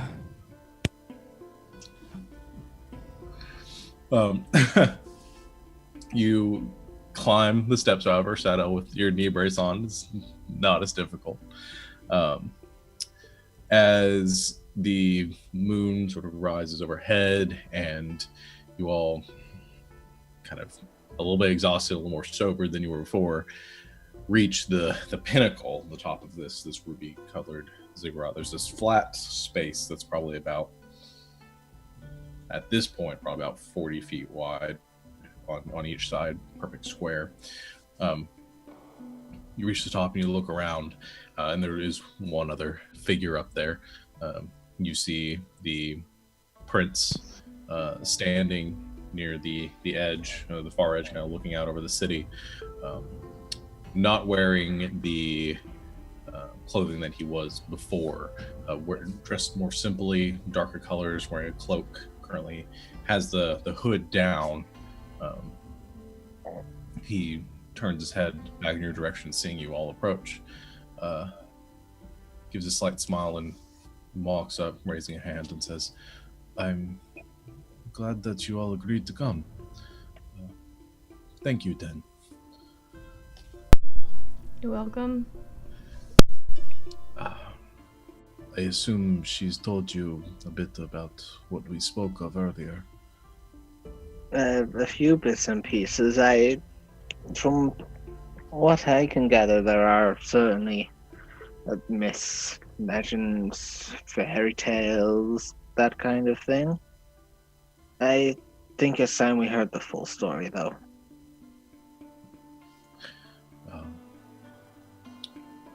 Sort of squints a bit and says, "Well,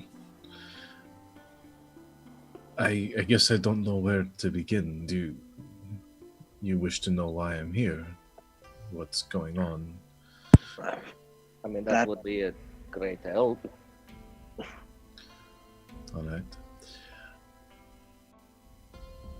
I've, through my time in my studies, was taken by my father to do some research on the subject.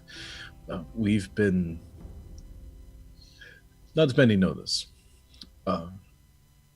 we've been concerned the past 15, 20 years. Since I was very young, it is most of what my father has spoken of.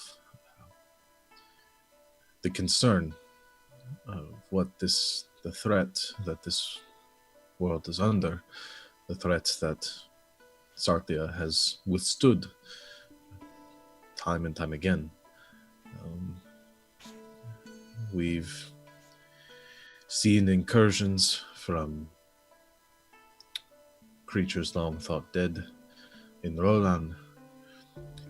We've seen creatures from other planes come tearing through the skies in Valeforge.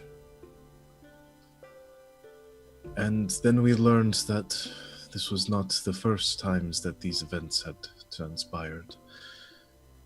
We learned through legends that this world had come under siege previously by the gods themselves, destroying any who walked across it.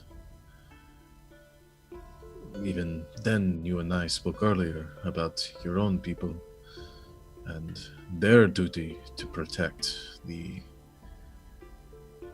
all of us and the great service that they provide, keeping the people of Sartia safe from the plane of water and the great beasts that lurk in its depths.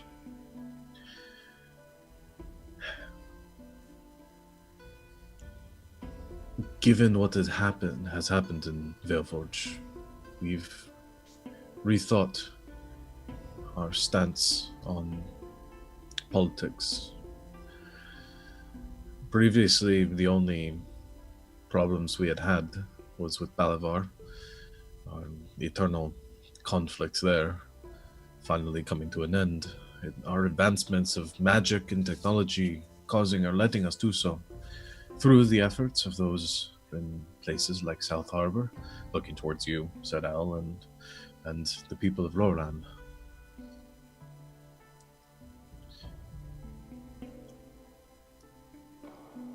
I don't know how much you know about the history of this country. Even the Tabaxi themselves, he looks towards you, Star. How much do you know about these lands before they were held by your people? So how much do I know about these lands before they were held by my people? What you know is what you know. It's not much. Or if that, they were held by people before yours. The earliest thing I remember is chasing the Grung out. I remember being spoken of as chasing the Grung from the World Child's cradle, establishing a city of 10,000 steps to the Tabaxi. Aside from that, there's no stories I've heard or anything similar. I will clarify actually one thing to say. Okay. You do know that there were you would know that there was a culture here before because of the runes and different sort of. Oh yeah, sorry. Continent. I forgot about that, but other than that, you don't really know much about them. So basically, old runes from blah blah blah, blank space, Grung being chased out of World Child's cradle. Yeah. He sort of fidgets a bit and looks around, and he says, "One moment." He mutters something under his breath, and he watches his white eyes begin to glow for a second, and he looks around. All right. I'm sorry. I only want to make sure that we aren't being watched. Can I make an Arcana check to see if I know what you just did? Sure.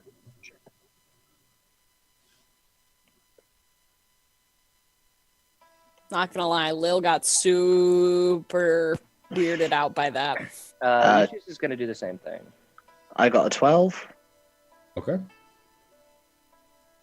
Nope, I got a 4. And I would also like to do an Arcana check. Sure. Kyle, be honest, what did you really get? Oh, I got a 1.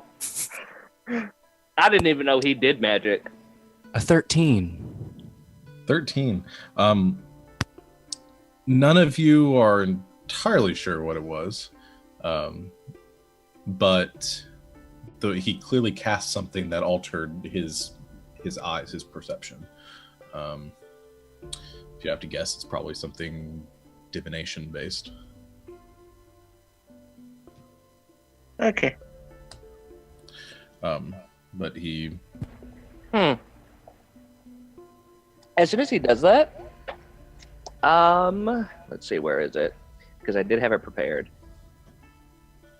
I cast Zone of Truth around us all in a 15-foot radius. Okay. So everyone has to make a what is it, a charisma saving throw. Charisma, yeah. Yeah. So I need everyone to make a charisma saving throw. Including you.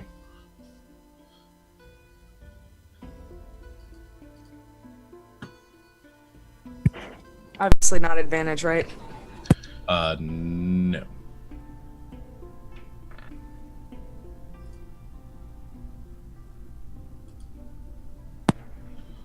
What's your DC? I think it's only like 13. 13? Yeah, 13. I got a whopping 8. I got a 16. 10. I got a 15. 18. An 8. How do I get the highest one? That's crazy. Just a good roll, I You're a guess. bard in trading. My base score though is only like a 12. So you know that, or Lucius, you know who failed it. You know that Lilibet, Star, and Sadel all are susceptible or underneath this spell now. You know that he succeeded on his throw, though. What is it? Yeah. Damn it. And he sort of he looks to you and gives a understanding nod. He says, I know we aren't trusting of each other. I only wish to make sure that there aren't any invisible creatures or creatures in other planes that are listening in or watching this conversation. And I just wanted to make sure that you knew that I knew I wanted you to be serious and truthful. I understand. I am trusting her. And he points to Din. I'm taking her word. I don't trust you, but I'm giving you the benefit of the doubt because of a very good friend of mine. I understand.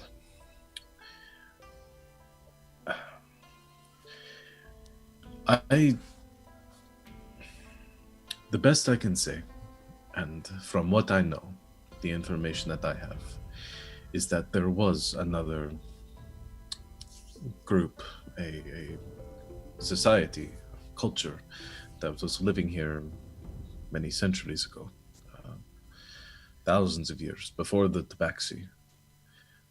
We had the time and the opportunity before transporting ourselves to the capital to investigate some of these runes.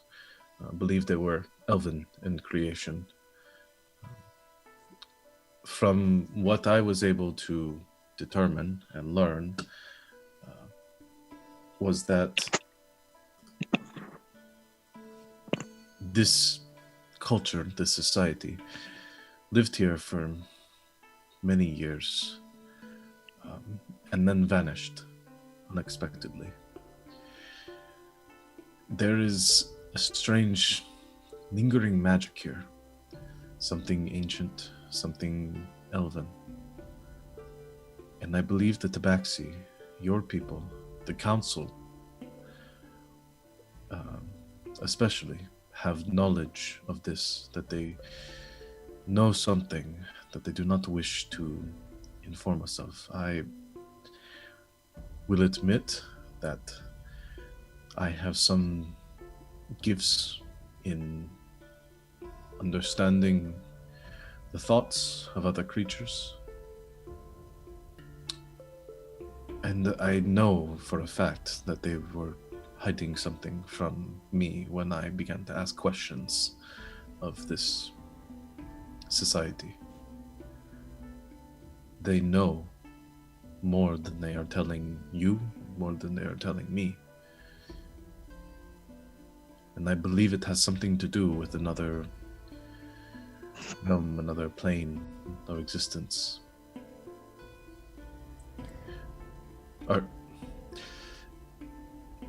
Do you know of the Twilight Realm?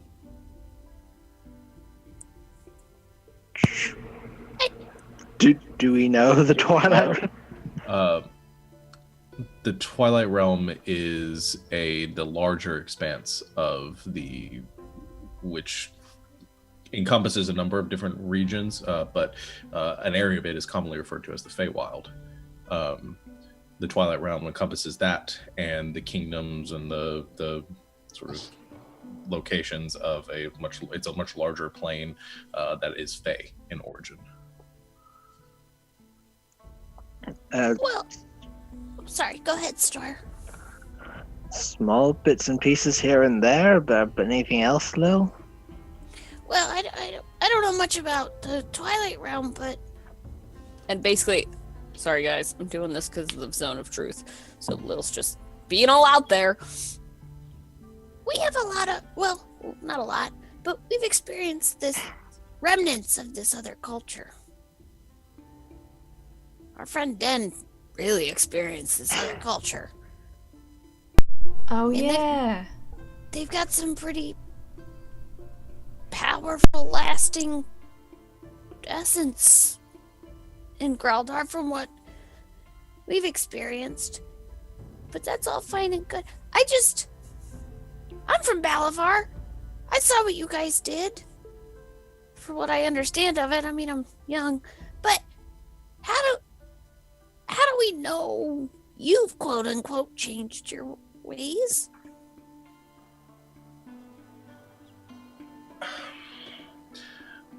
I cannot tell you that we have changed our ways, only that our ways are not understood or easily rectifiable.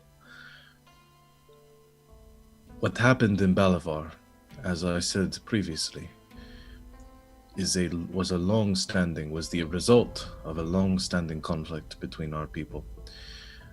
The actions that my father took and his generals took were necessary to appease our people.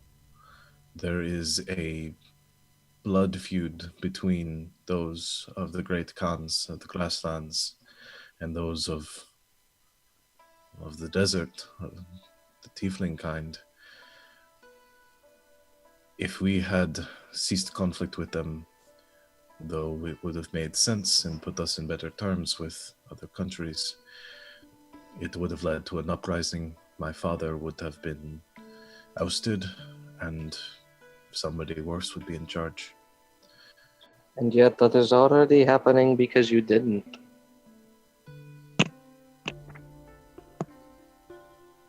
I don't understand your meaning.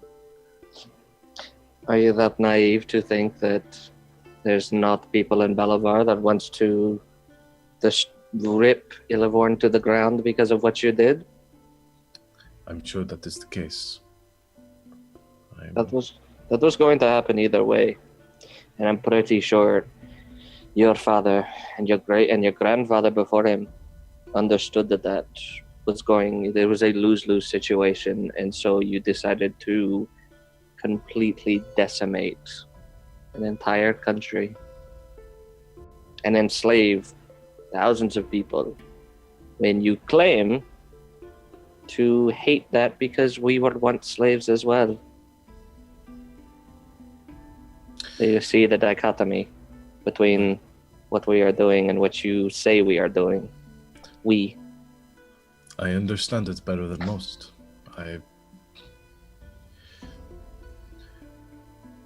I would love to sit around and stay here and talk morality and politics. I have many of the same views that you do.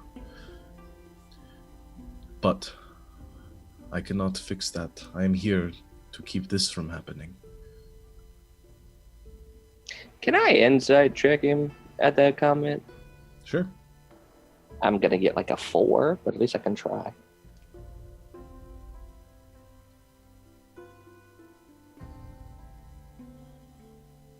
I got a 20. Not bad. 20. Nice. Okay. Everybody take their headphones off for a second.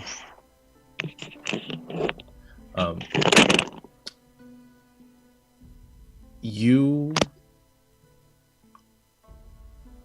know, or you believe he's telling the truth. He has a very genuine way of speaking, and watching him, this isn't, it's not what you expected. You know, he isn't like some stuck-up prince that's here to do his father's bidding, from what you can tell. He's a person standing before you that seems to have a genuine fear of what's going on here, and whether it's, you don't get the impression that it's coming from his heritage or his royal blood. So he actually does like want to, at least from my perspective, he actually doesn't like the things that his father is doing, or kind of doesn't agree fully with them. It's not necessarily what his father is doing. It's what tiefling kind is doing.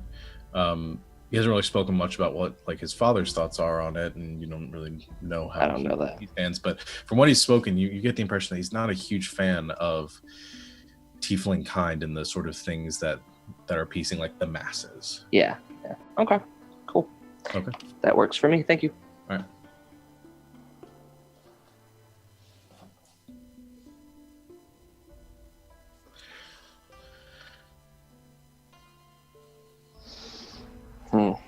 We will definitely. I understand exactly where you are coming from. There is something that I have been seeking since arriving in the city, one of my purposes for coming here. And I'll tell you this up front, and one of the reasons that I am alone right now. The Yuan Ti are here for different reasons. They have their own motivations for being here. They understand my seniority and my power over them, but their reasons for being here are their own. You should not be discussing these things with them. We do not... we trust the Yuan Ti about as much as anyone can. But there is only so much I can expect of them. They have a different culture than ours. So be wary of them. As you should of me, of course, and I understand that. There is when I was listening and hearing the thoughts of members of the council when I was questioning them, I heard them speak of or refer to something as the Singing Stone Archives. Allegedly, or from what I understand, they are within this ziggurat, though I have been unable to locate them so far. I believe that there may be some answers to what is going on here within those archives.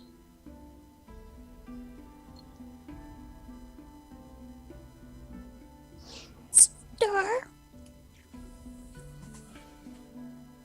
Yes. Isn't Emerald's one of your clan? And I'm sure the clan is very big, but does that give you any pull that we could maybe learn something? It depends if he's close to anyone from my home village or not, I guess.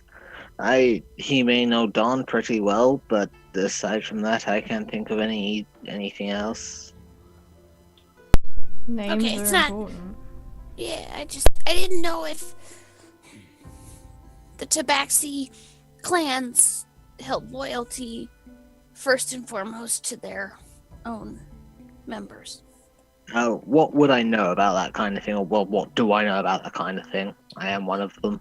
Yeah, you would know the sort of hierarchy of the Swaying Tree clan. I mean, your village is one small part of the Swaying Tree clan is hundreds of thousands of Tabaxi, spread out all throughout the World Child's Cradle, comprising most of 10,000 steps. The leaders of the clans that are part of the council have pretty much they live within 10,000 steps, along with some other small pockets of their clans. They don't really interact much with the general populace, and I mean, you would have as much sway as pretty much any other commoner going to speak with them. Okay, fair enough. I have another idea though. I'll need to go into the city and try to look for someone. An old friend. He took me traveling a few years ago. If anyone's heard anything, it'll probably be him.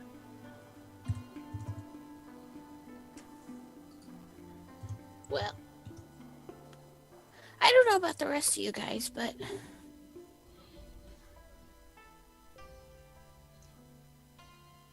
what do we got to lose if we don't work together with him?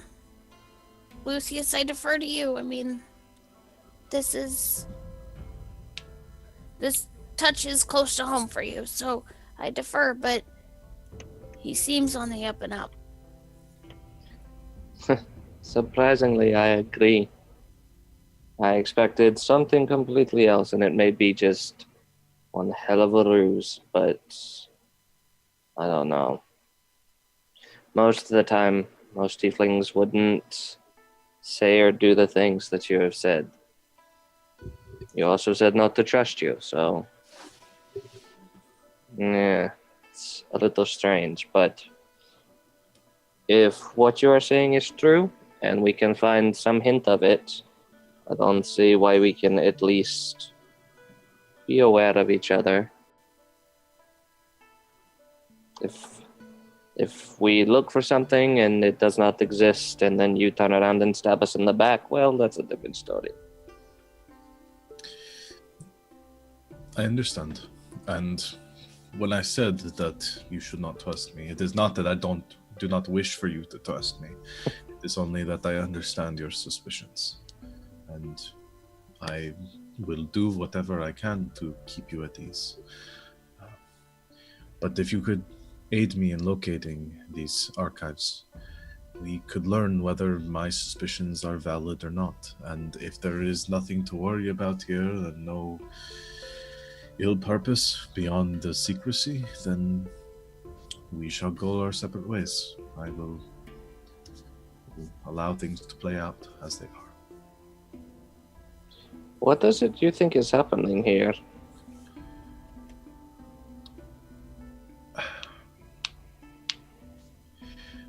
I believe that the Tabaxi are in concert or working with beings from another plane, that they have some sort of connection to them. I believe that these creatures are from the Twilight Realm, and that they have been providing the Tabaxi with support, aid, means to fend off the gnolls who should have long ago conquered this country. No offense to the Tabaxi or your people, it looks to you, Star, but there is a large force on the other side of the divide, and no reasonable explanation for why it hasn't swept through these lands as well. And we would wish to aid you, but it seems as though they have some other means of doing so themselves. We've also heard the rumors of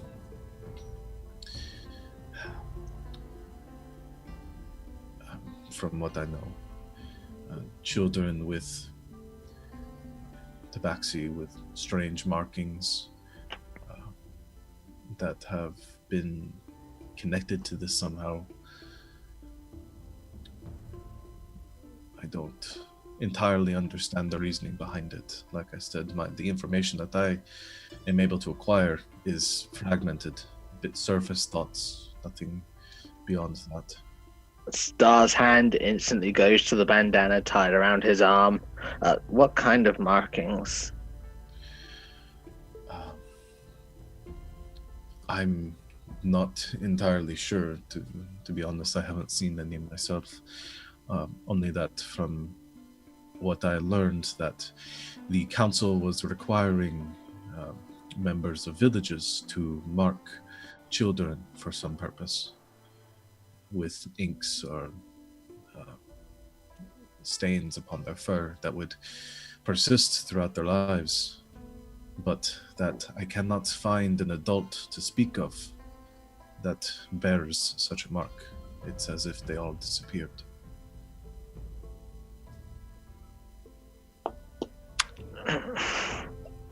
Would Lucius know anything about Faye?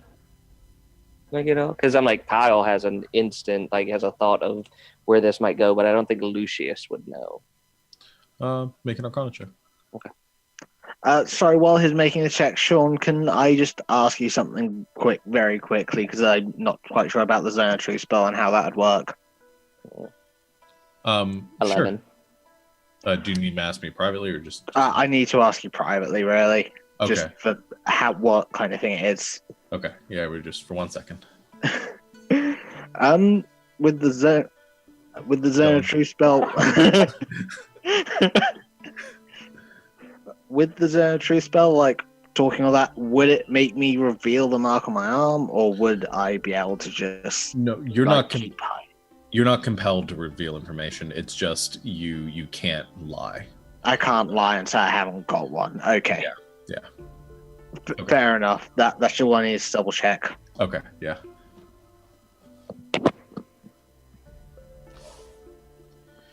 Okay. And you rolled an 11, Kyle? Yeah. Okay. I mean, you know a bit. There's some sort of connection to elven culture, but otherwise. So I wouldn't know anything about how fairies like to take children. I mean, there are legends about stuff like that, and Okay. I mean, that's more of a personal thing. I mean, that's Okay. not necessarily super meta knowledge that I'm going to crack down on. Okay. I just like to know. I mean, there have always been rumors about Faye wanting children for whatever reason, but it's mostly, I don't know, you would be almost considered like humans. They take children for many reasons, or at least that's how the legends go. There are always stories here of things that take children in the night, as you saw with the Only. the other day. The stories I told you about the lights in the jungle. Well, did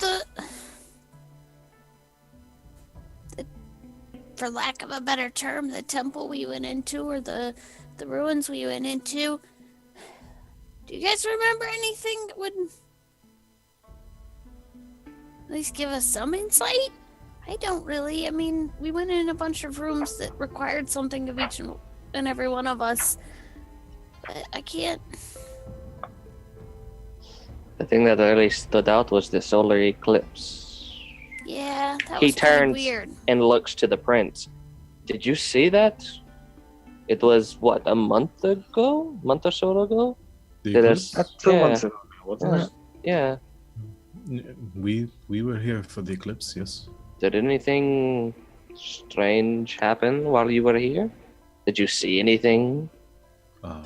No, other than the animals began acting strangely from what I remember, but that didn't seem out of the ordinary. Mhm. Why? We were in the jungle at the time, and something very weird happened. I just wanted to know if anyone else saw it.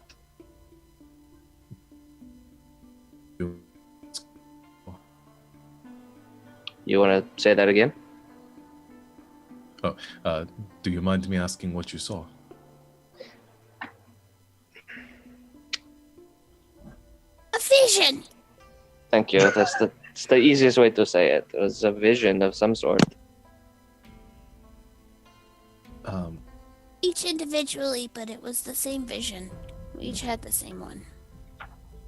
I see. And it harkened back to a relief or a carving that we saw in that temple I told you about.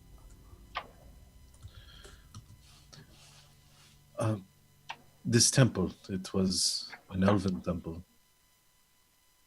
Yeah, Sidel seemed to be able to translate most of it, so that's how we kind of figured it was elven in origin.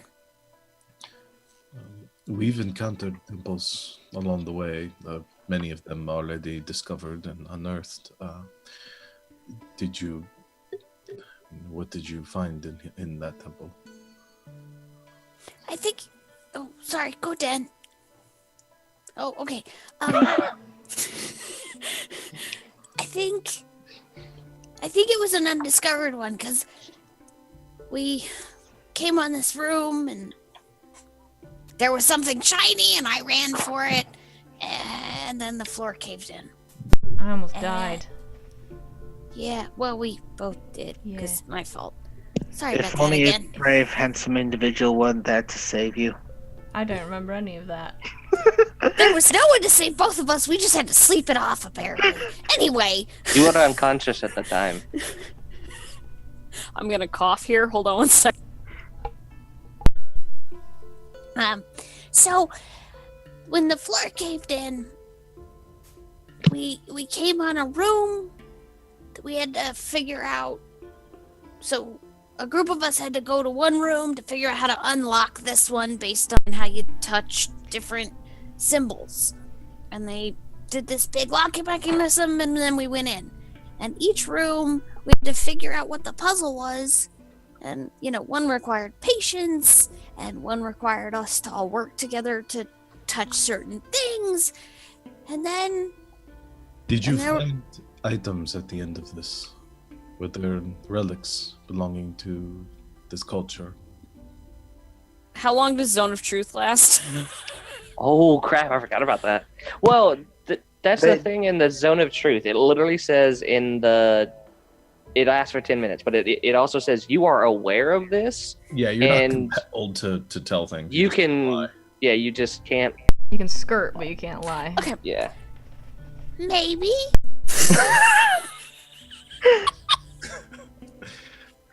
He kind of moves back and kind of moves away. You can tell he was getting sort of excited about it and very interested in what was going on, and sort of lost that regal bearing for a moment. He steps back. It is fine if you do not wish to tell me, but we have heard, and there are rumors that individuals, the first people to come to Graudar, came across ruins, like I said, the ones that were ransacked, and found items belonging to these predecessors, the ones that were here before. They have powers beyond any magical items that we've ever encountered. They take on the being of the wearer. I only asked if you had found anything like this, because it could explain your visions and what you had saw. Sorry, DM question, because I'm mixed up on timing in my head. When we were in the temple was before the eclipse? It was after the eclipse. So no, you were in the temple before the eclipse, way before. The temple was before the eclipse. The temple was dealing with the stuff at Fort Harrington. Yeah. After that, we went back to the fort. We left Fort Harrington. Star left all of you. Then the vision happened. Yeah, because the solar eclipse, and then we found the pit with the Oni. Yeah. That's Okay. it. For some reason I had crossed that in my head. Yeah, but if something was presented to each of us, I was given the impression that wasn't, it was only given to those worthy. Those who are meant to get it. From what we've seen, it's the person that takes it. These items they take on the aspects of the wearer, but anyone can claim one, and they cannot be taken by someone that is bound to until the moment they have died. Then it returns to its original state. Just as a note, I would disagree that anyone can just go through these temples. I just want to put that out there. That was very hard. From what I hear, they are very dangerous, meant to weed out any that wish to traverse them. Many that have claimed these items have done so by circumventing the trials themselves. Going through it probably may cost you an arm and a leg. I'm sure it would. Lucius pushes him off the cigarettes. Star, make a too dexterity soon! Too soon! Star, make a dexterity saving throw.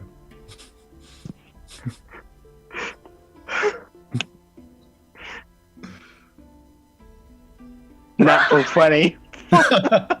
No. Such a cat. Lucius, you shove Star to the edge, and Star, with feline agility, you reach the edge and you just sort of balance yourself there for a second before cartwheeling to the side and placing yourself back on the ziggurat firm ground. Well, to get past all this, but to get back on topic,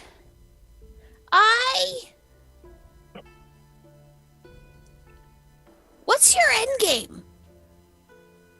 I mean, what are we fighting? What are we trying to save? I know you want us to find this library or whatever, but I'm still not clear on what we're doing. I explained this a bit to Den. Her people, as we spoke with before, her ancestors have done much of the same things as we have. We're trying to seal off to keep these incursions from happening, the same as the Tritons did, the same as was attempted in Valeforge. Yes, Den, I feel like you were about to say something. I just wanted to make sure we were clear that, like, when you say we did the same things as you, it was not like slavery and all of that stuff. It was like saving people from things from other. I'm not trying to be rude. I'm really not. But that is what I understand the distinction of that. We're trying to save Sartia from itself. From these magical incursions, from other planes of existence, from uprisings of those that wish to use the powers of magic who do not fully understand them. You, looking to you, Lucius, you attended the Arcanus Imperium. You know how strict they are in their training, in their implementation, and the magics that we are permitted and not permitted. I am. These regulations, these rules are necessary to protect us, to keep things like this from happening again, to keep those that wish to use magics for untoward reasons. Too many times, new people at the Arcanum try to use something, and it never goes well. The rules work because they need to, and I completely understand that. We have laws in Olndokir, and we have laws in our city. those that attempt to use magics that they are not permitted High price. pay a high price indeed. And not saying that these laws need to be implemented everywhere, but we should remain vigilant and keep these incursions from occurring again and again before, once again, the gods wipe us all off the face of this planet. Can I ask a stupid question? Certainly. What's to say that this elven power is bad? What's to say you're not stopping people from using it so that you can continue to control them?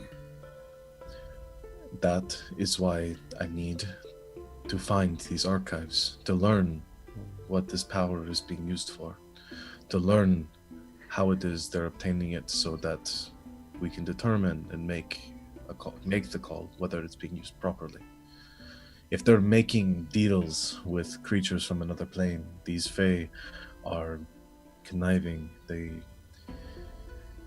have motives that we may not understand.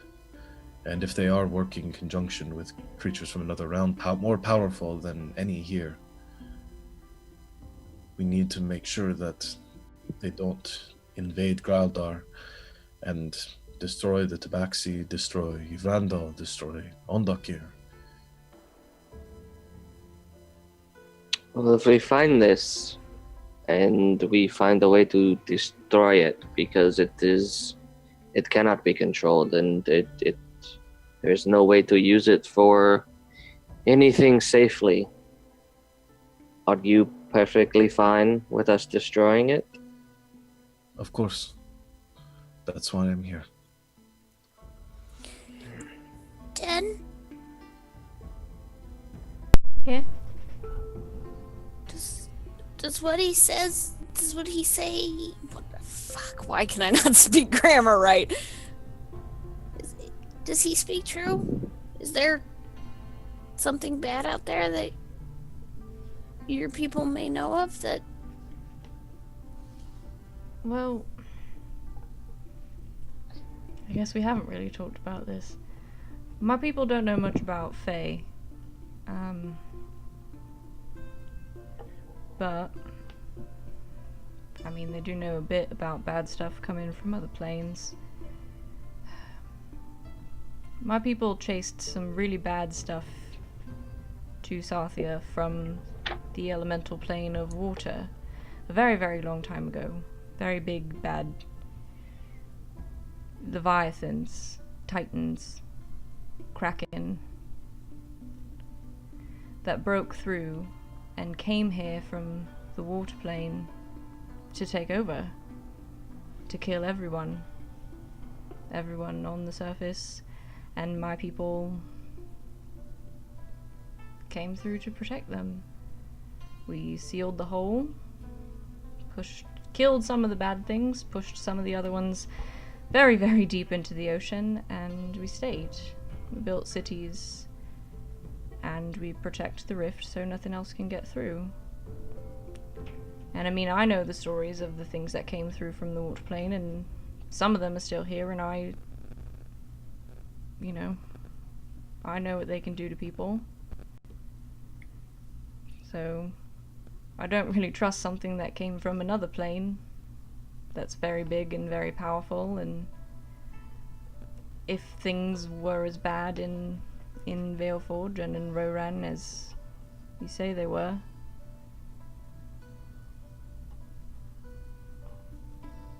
I mean, I think we at least need to look, because if it is something like what my people deal with, it's bad. It's really bad. World-ending bad. Everybody getting, like, eaten bad. And I'm ready. Let's go. That's all I need to hear. Yeah, we need some more information, but I think you're right. And if it's not bad, then we just leave it alone. But I just don't want to take good power away from good. Mm. yeah.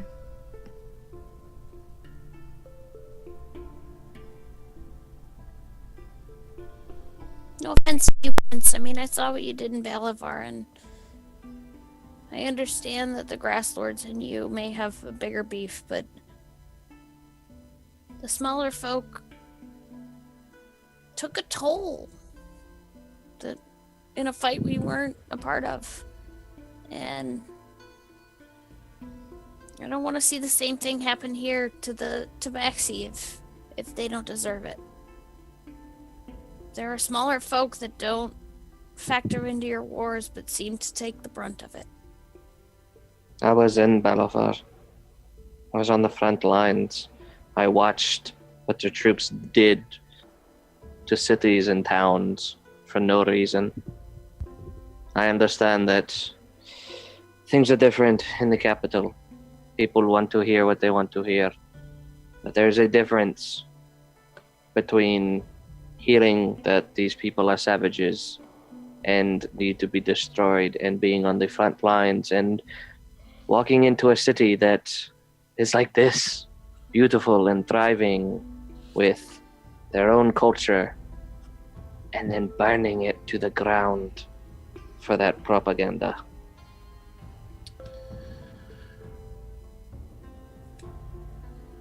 And if we can stop this without relying on the war machines of my people, without relying on armies and soldiers, then maybe there's another way.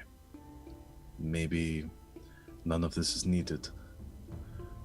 If you can help me here, I can prove to my father, I can prove to my people that there is another way to stop this from happening.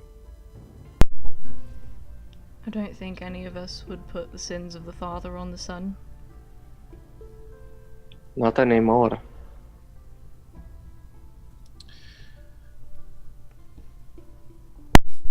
We can speak on the topic of my father another time. Let's not.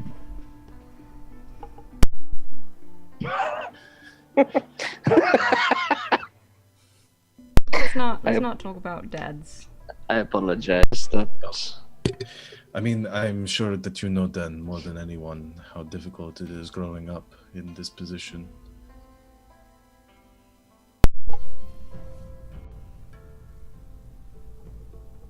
I know what it's like to have a dad who's very, very different from you, and whose decisions you question.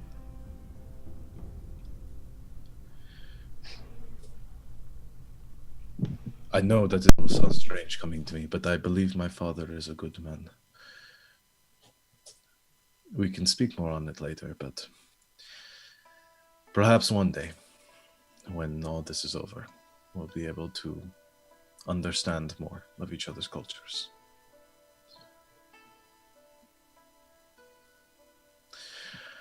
I'm afraid it's growing late now. I should probably return to my room before Threskish realizes that I left. Well, as I said before, just be careful around the snakes. Alright? That goes for you too as well, Prince. And for the first time since this whole conversation has began, he walks up to him and holds out his hand. Okay. He walks up to you, clasps your hand, and I don't trust you fully, and I know you understand that. But you surprised me more than I thought would be possible for one of royalty. And we may not agree on everything, but on a lot of things we do agree, and I hope that you stick to your thoughts, because that is the main reason why I left. I understand. Thank you. It means a lot, and it shows a lot that you are willing to help me with all of this.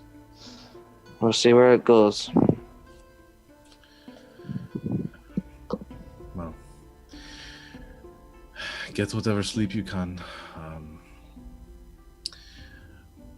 I guess we'll speak more later. You know where to find me. It shouldn't be too strange for us to be seen with each other. If you need to get me a message or discuss our further plans, I will continue searching for these archives. If you find them or you find any way of accessing them, please tell me.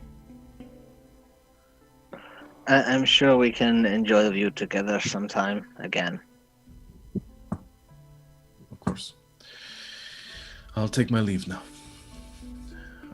He gives a bow and heads off down the steps, pulling his hood up.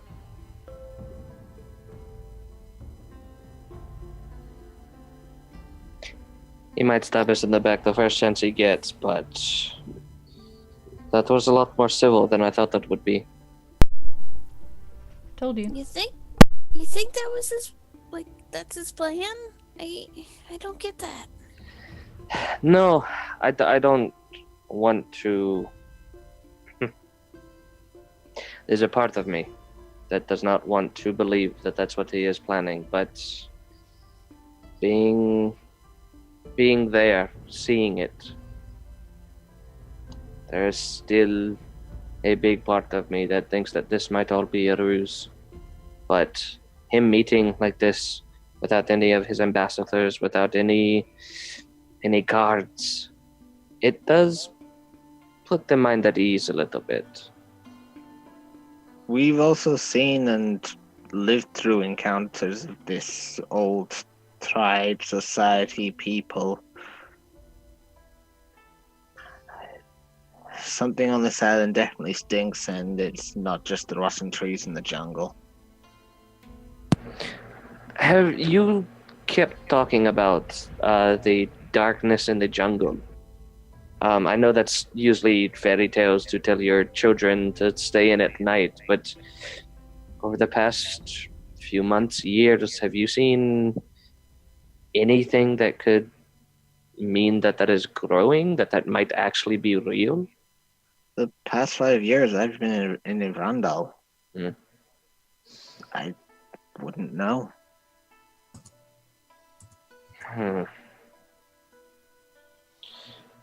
We have a lot to look into and to think about.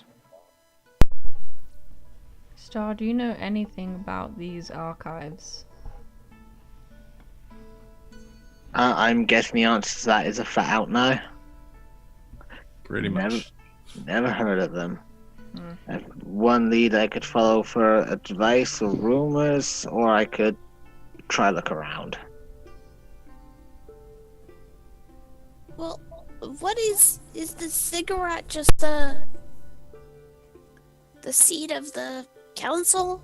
And since there are so many clans, you need it so big? Or are there any stories around what this palace is, or is it just a palace?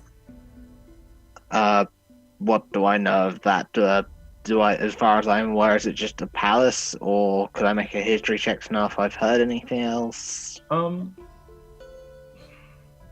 Oh, I mean, I won't make you make a check for it as far as your own history. It is mostly just a central structure that is used for. I mean, it houses all the members of the council and many of the high-ranking members or the noble members of the tribes. As much as the Tabaxi really have nobility, there are. I mean, the different terraces and the chambers within the ziggurat are used for different functions. There are some that are used, like you saw, for the council chamber. There are others that are used as large other meeting halls for different groups. But there's a lot that, there's a lot of places that are sort of off limits to many of the sort of common folk. So yeah, that's there are always rumors on what's going on, things that could be in there, treasure troves, things like that. but that's about all you know. It's also used for like religious significance. There are certain like rituals held to Lilith at the pinnacle where you guys are currently standing. But well, it's where the council sits. It's where they meet. There are rituals held here as well. Parts of this are very much a social, all are welcome affair. There are parts underneath that people aren't allowed into, but all I hear are rumors, things about, I don't know, treasures, strange beasts lurking within. How long has the ziggurat been here? As long as as long as 10,000 steps, I think. Did the Tabaxi build it, or was it something that they found and thought to use as the center of your capital? I have no idea. Well, maybe we can use our standing as representatives of the delegation to get a little more access. I mean, I'm a paladin of Lilith. Maybe I can use my god's powers for good and find out what's going on. If the prince couldn't get anywhere else because of his standing, I doubt we will. As for being a priestess or paladin of Lilith, rather, you might be given privy to the rituals, but if they're closely guarded secrets, I'm not sure the best way to go about asking about that. You could ask about the rituals, but I don't know where that may lead you. Well, it's worth a shot, I think. Sounds like someone needs to do some creeping around. Mm-hmm. Also, For now, go ahead. Perhaps you should find your rooms. There are stuff in the city I want to go look at myself, if you don't mind. I'll definitely be taking the long way back, though. Yeah, we did enough talking to last me a lifetime today. Yeah. It's starting to sound like my dad. And I need hate another. him. I need another drink. Who wants to join me? Me? I'll join. I do have a question, though. Archives. I thought you were done talking. No, it's okay. This is just a question I just thought of. Archives. Like books and stuff, do we think? Or like they're keeping magic stuff? Is this gonna be books? It's probably a little of both. That's what I was gonna say. Alright, here's the thing. Why don't both? I'm not good at books. Well, I am good at books. At all. So, is there like something else I can do while you guys do the books? We can talk about that later. I just want to put it out there. Me and books, I'm not going to be any help with that at all. If it's like this, the temple we went into already, you were the first one to figure out to sit still. Yeah, I didn't have to read that though. I understand that, but if this is part of that, I think you're gonna be just as helpful. I don't think you need to worry. You're very wise, Den. You may not like books, but you can help in other Well, ways. books don't like me. Your intuition's pretty spot on. Use them as weapons. It's the best one. That's a good idea. Alright, we'll do the books tomorrow. Or we'll do the sneaking, and then hopefully if we Yeah. find the books, we'll do the We'll do books. the books. Alright. Let's go drink. I will see you all back in our rooms later. I am going to see some of the sights by moonlight. Star, be careful. I will. I'm sure the city holds no secrets from me. And then he jumps off the ziggurat. Basically, Assassin's Creed style. Yes. Full. Yeah. We were told we had rooms in the Ruby Terrace. In Is the that right? In the ziggurat. The ziggurat. Okay. Sorry. Yeah. So some of you head back to your room. Some of you head off to get water Others of you, Star, you head off to seek out some information. All right. Well, that is where we will go ahead and end our session here for today. So, yeah, I'm gonna have to end a little bit early. Also trying to get into that habit of 3 hours, since that's what we're gonna be doing in the future. No one died. Yeah. Yeah. I told you No one guys, lost you can any trust me. appendages. You guys gotta trust me. So Only we'll pick one up- bad joke was made about Den's arm. Bad joke. So I'll pick up next time. Alex, just make a note of. I assume you're going to see. We'll talk about that, and Yep. we'll pick up with that next time. But good game, everyone. Yeah. Political intrigue. Yeah. So Savannah, take it away. Any announcements or anything? Nothing new. If you like what we're doing here at the UPick Gaming, we are getting closer to meeting all of our follower and subscriber goals. We met our Twitch goal, which is amazing. Thank you to all of our wonderful Twitch followers. We are still trying to meet our subscriber goal on YouTube and our follower goal on Twitter, so please go subscribe on YouTube. You can watch all of the UPick Gaming videos over and over again as many times as you want. And follow us on Twitter for updates about what we're doing, when we're playing, when we're streaming, that kind of thing. And interact with us. We would love to talk to you. We also have our own Survivors Complex Twitter. That's at Survivor Complex without the S. So follow us on Twitter. The UPick Gaming. UPick Gaming will be doing a dice giveaway as soon as we hit all of our goals for that. So that's great.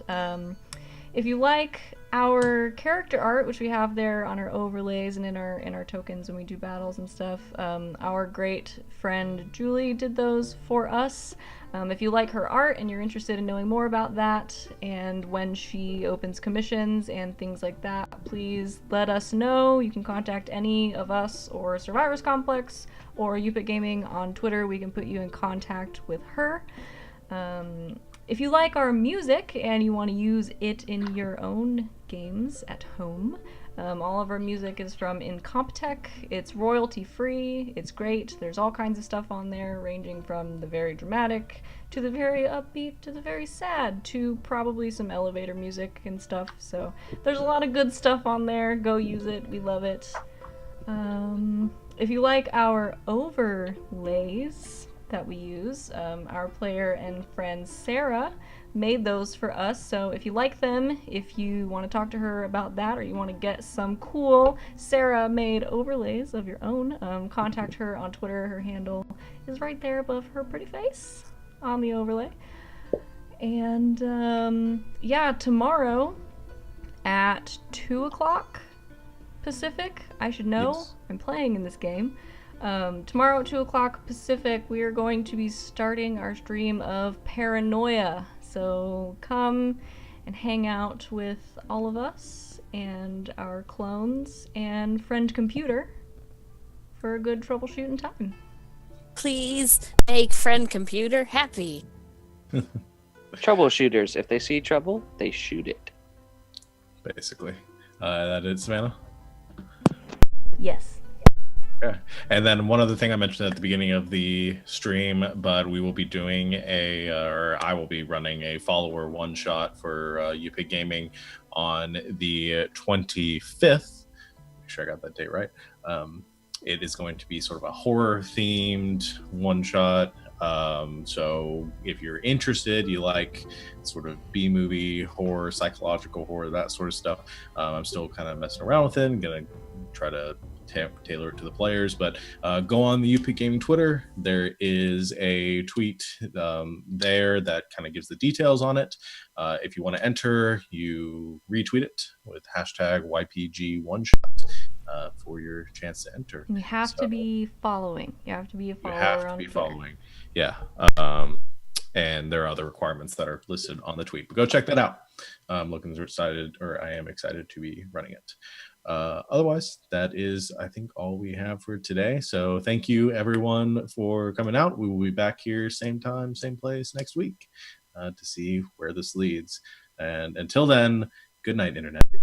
Good night, Internet. And